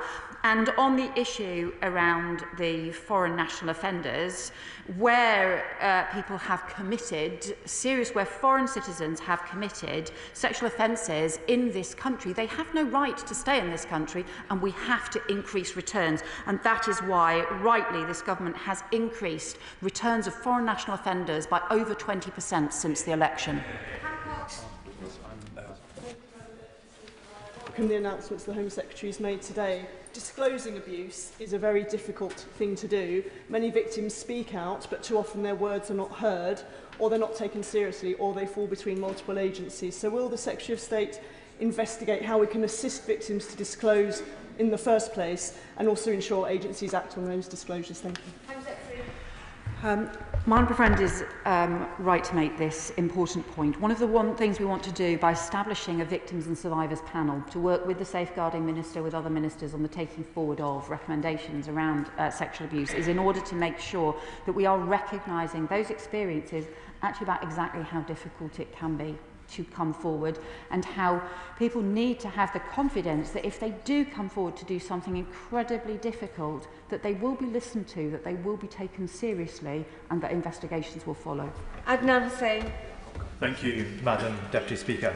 I welcome and thank the Minister for her in-depth explanation of what the government is and will be doing to ensure the safety of our children in the face of the most heinous of crimes. Since the vote on the amendment to the Children's Wellbeing Bill last week and the subsequent attention the vote attracted in the media, many of my constituents have written to me upset, angry and in fear over the grooming scandal. All the correspondence received demand the need for a public inquiry into the scandal to determine the failures, historic and present, on the part of the institutions involved, which led to these heinous crimes against vulnerable children to go on for so long, so wide, without being stopped, and without the victims of the historic crimes being safeguarded and protected sufficiently. Madam Deputy Speaker, I finish with asking the Minister to confirm whether northern towns, like my own constituency in Blackburn, crimes of this specific nature of grooming gangs are still continuing to haunt our streets and vulnerable children, and whether further public inquiries are needed, whether further reports are needed to find out why this has gone on for such a long time. We need to provide Madam Deputy Speaker, as I conclude, we need to provide my constituents and everybody across the country solace. Madam Deputy Speaker, the independent inquiry into child sexual abuse and the two-year inquiry into child sexual exploitation concluded that child sexual exploitation is happening right across the country, that action is needed right across the country, and there are currently, the task force reports, 127 major police operations underway on child sexual exploitation and gang grooming across 29 different police forces. And that is why it's so important that recommendations from those inquiries are implemented, that we actually get action to protect children, to protect young people who too often are let down when inquiry recommendations are ignored. I need you to work with me to get the final 10 members in, otherwise there'll be a lot of disappointment. And if you haven't been in here bobbing the whole time, there's no point trying to catch my eye now. Luke Murphy. Forgive me. George, David Burton-Sampson. Thank you, Madam Deputy Speaker, and I welcome the statement from the Home Secretary, a statement full of action.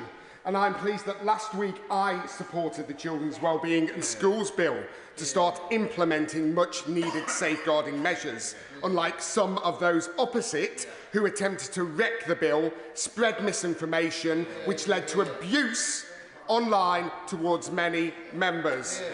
And it's on that point, Madam Deputy Speaker, I asked the Home Secretary whether she is aware and shares my concern about the most rapidly evolving form of child sexual abuse taking place online, including artificial intelligence facilitated child sexual abuse material. Can the Home Secretary outline what plans the government has to tackle and strengthen the law in this area? My honourable friend is exactly right, as well as the measures in the Child Wellbeing Bill, including on proper identification of children to strengthen child protection, which is crucial. We also need much stronger measures to tackle online abuse and exploitation. I feel really worried about the pace at which this is escalating, that it involves both online grooming and abuse and indecent images, but also the impact of drawing young people into contact abuse as well. We will bring forward new laws in this area. Can my right honourable friend confirm that the new Victims and Survivors panel will have representation from regions across the country to ensure that victims' voices are heard loud and clear? And would she also agree with me that we need to dial down political opportunism that we've sadly seen from some members on the opposition benches? Yes, the Victims and Survivors panel will include people from all across the country. And I think the inquiry into child sexual abuse did have cross-party support, and I really hope there will be cross-party support for implementing the action that we need and that I have set out today. Jill German. Thank you, Madam Deputy Speaker. As my honourable friend has pointed out, the victims panel really does need countrywide representation. So, as a Welsh MP, can she confirm to me that Welsh voices will be heard loud and clear? We'll ensure that Welsh voices are heard loud and clear. Ben Coleman. Thank you, Madam Deputy Speaker. Many of my constituents have contacted me with their concerns about child abuse and child exploitation, and they will be relieved, I think, that the government is no longer, as the previous government did, allowing us to be kicked into the long grass, but is taking action, not least with the KC Rapid Review. And one thing I think they'll be concerned about is the fact that official figures at the moment underestimate woefully the scale and the nature of grooming activities. And how can the Home Secretary ensure the House, ensure me and my constituents, that in future the reporting systems will be such that they can guarantee the confidence of victims and survivors? My honourable friend is right, and some of this is about giving victims and survivors the confidence to come forward and report abuse. Some of it is getting agencies and organisations to take seriously the risk factors so that they identify potential crimes and pursue them as well. And some of it is making sure that we have much stronger data requirements on police forces, on local authorities, so that we're collecting information and data. This was the first recommendation of the independent inquiry. We are taking it forward. It has been not taken forward for far too long. Sean Woodcock.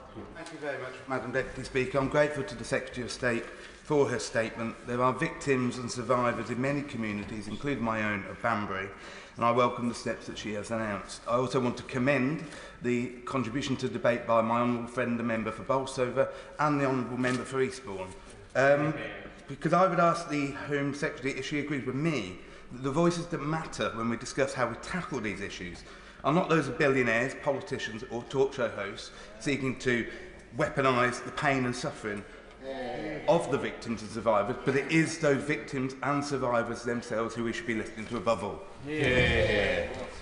My honourable friend is right. We need to make sure victims and survivors are at the heart of this. 7,000 victims and survivors did give evidence to the independent inquiry. That is a really hard thing to do. So we owe it to them to make sure that there is action as a result of the testimony they gave, rather than just leaving inquiries to sit on the shelf. Peter Swallow. Deputy Speaker, a number of constituents have contacted me on this serious issue, and I've made it clear I'd welcome any further inquiry that was able to command the support of experts and victims and build on the recommendations of the J report, rather than choosing to ignore them or delay action. Will my right honourable friend confirm that's exactly what she set before the House this afternoon? And does she believe, as I do, that on this basis these measures should command support from across the House? Well, I do hope, Madam Deputy Speaker, that these measures do command cross-party support, because ultimately we need the stronger action from policing, from local authorities. We need cross-government action and action across communities to do the things that we've been told need to change for more than 10 years, and yet for too long they simply haven't. And that's why we urgently need this action to keep children safe. Thank you, Madam Deputy Speaker. Can I welcome the statement today from the Home Secretary on the actions she will take to implement the Professor Alexis Jay recommendations. There are another set of recommendations by Professor Jay on which my constituent has been campaigning, and those are the recommendations on safeguarding the Church of England. Professor Jay called for an independent process for safeguarding oversight and operations within the Church. The Synod is discussing this next month, but will the Home Secretary agree with me that measures must be brought forward before this House to be approved by this House without delay?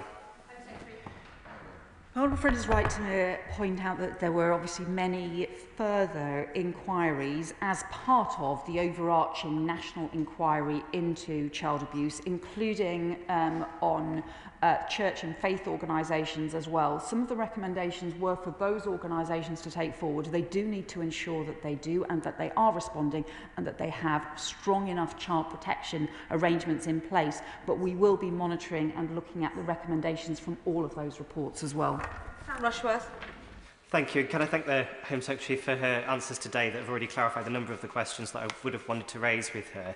I'm also grateful for the victim-centred approach that she's taken.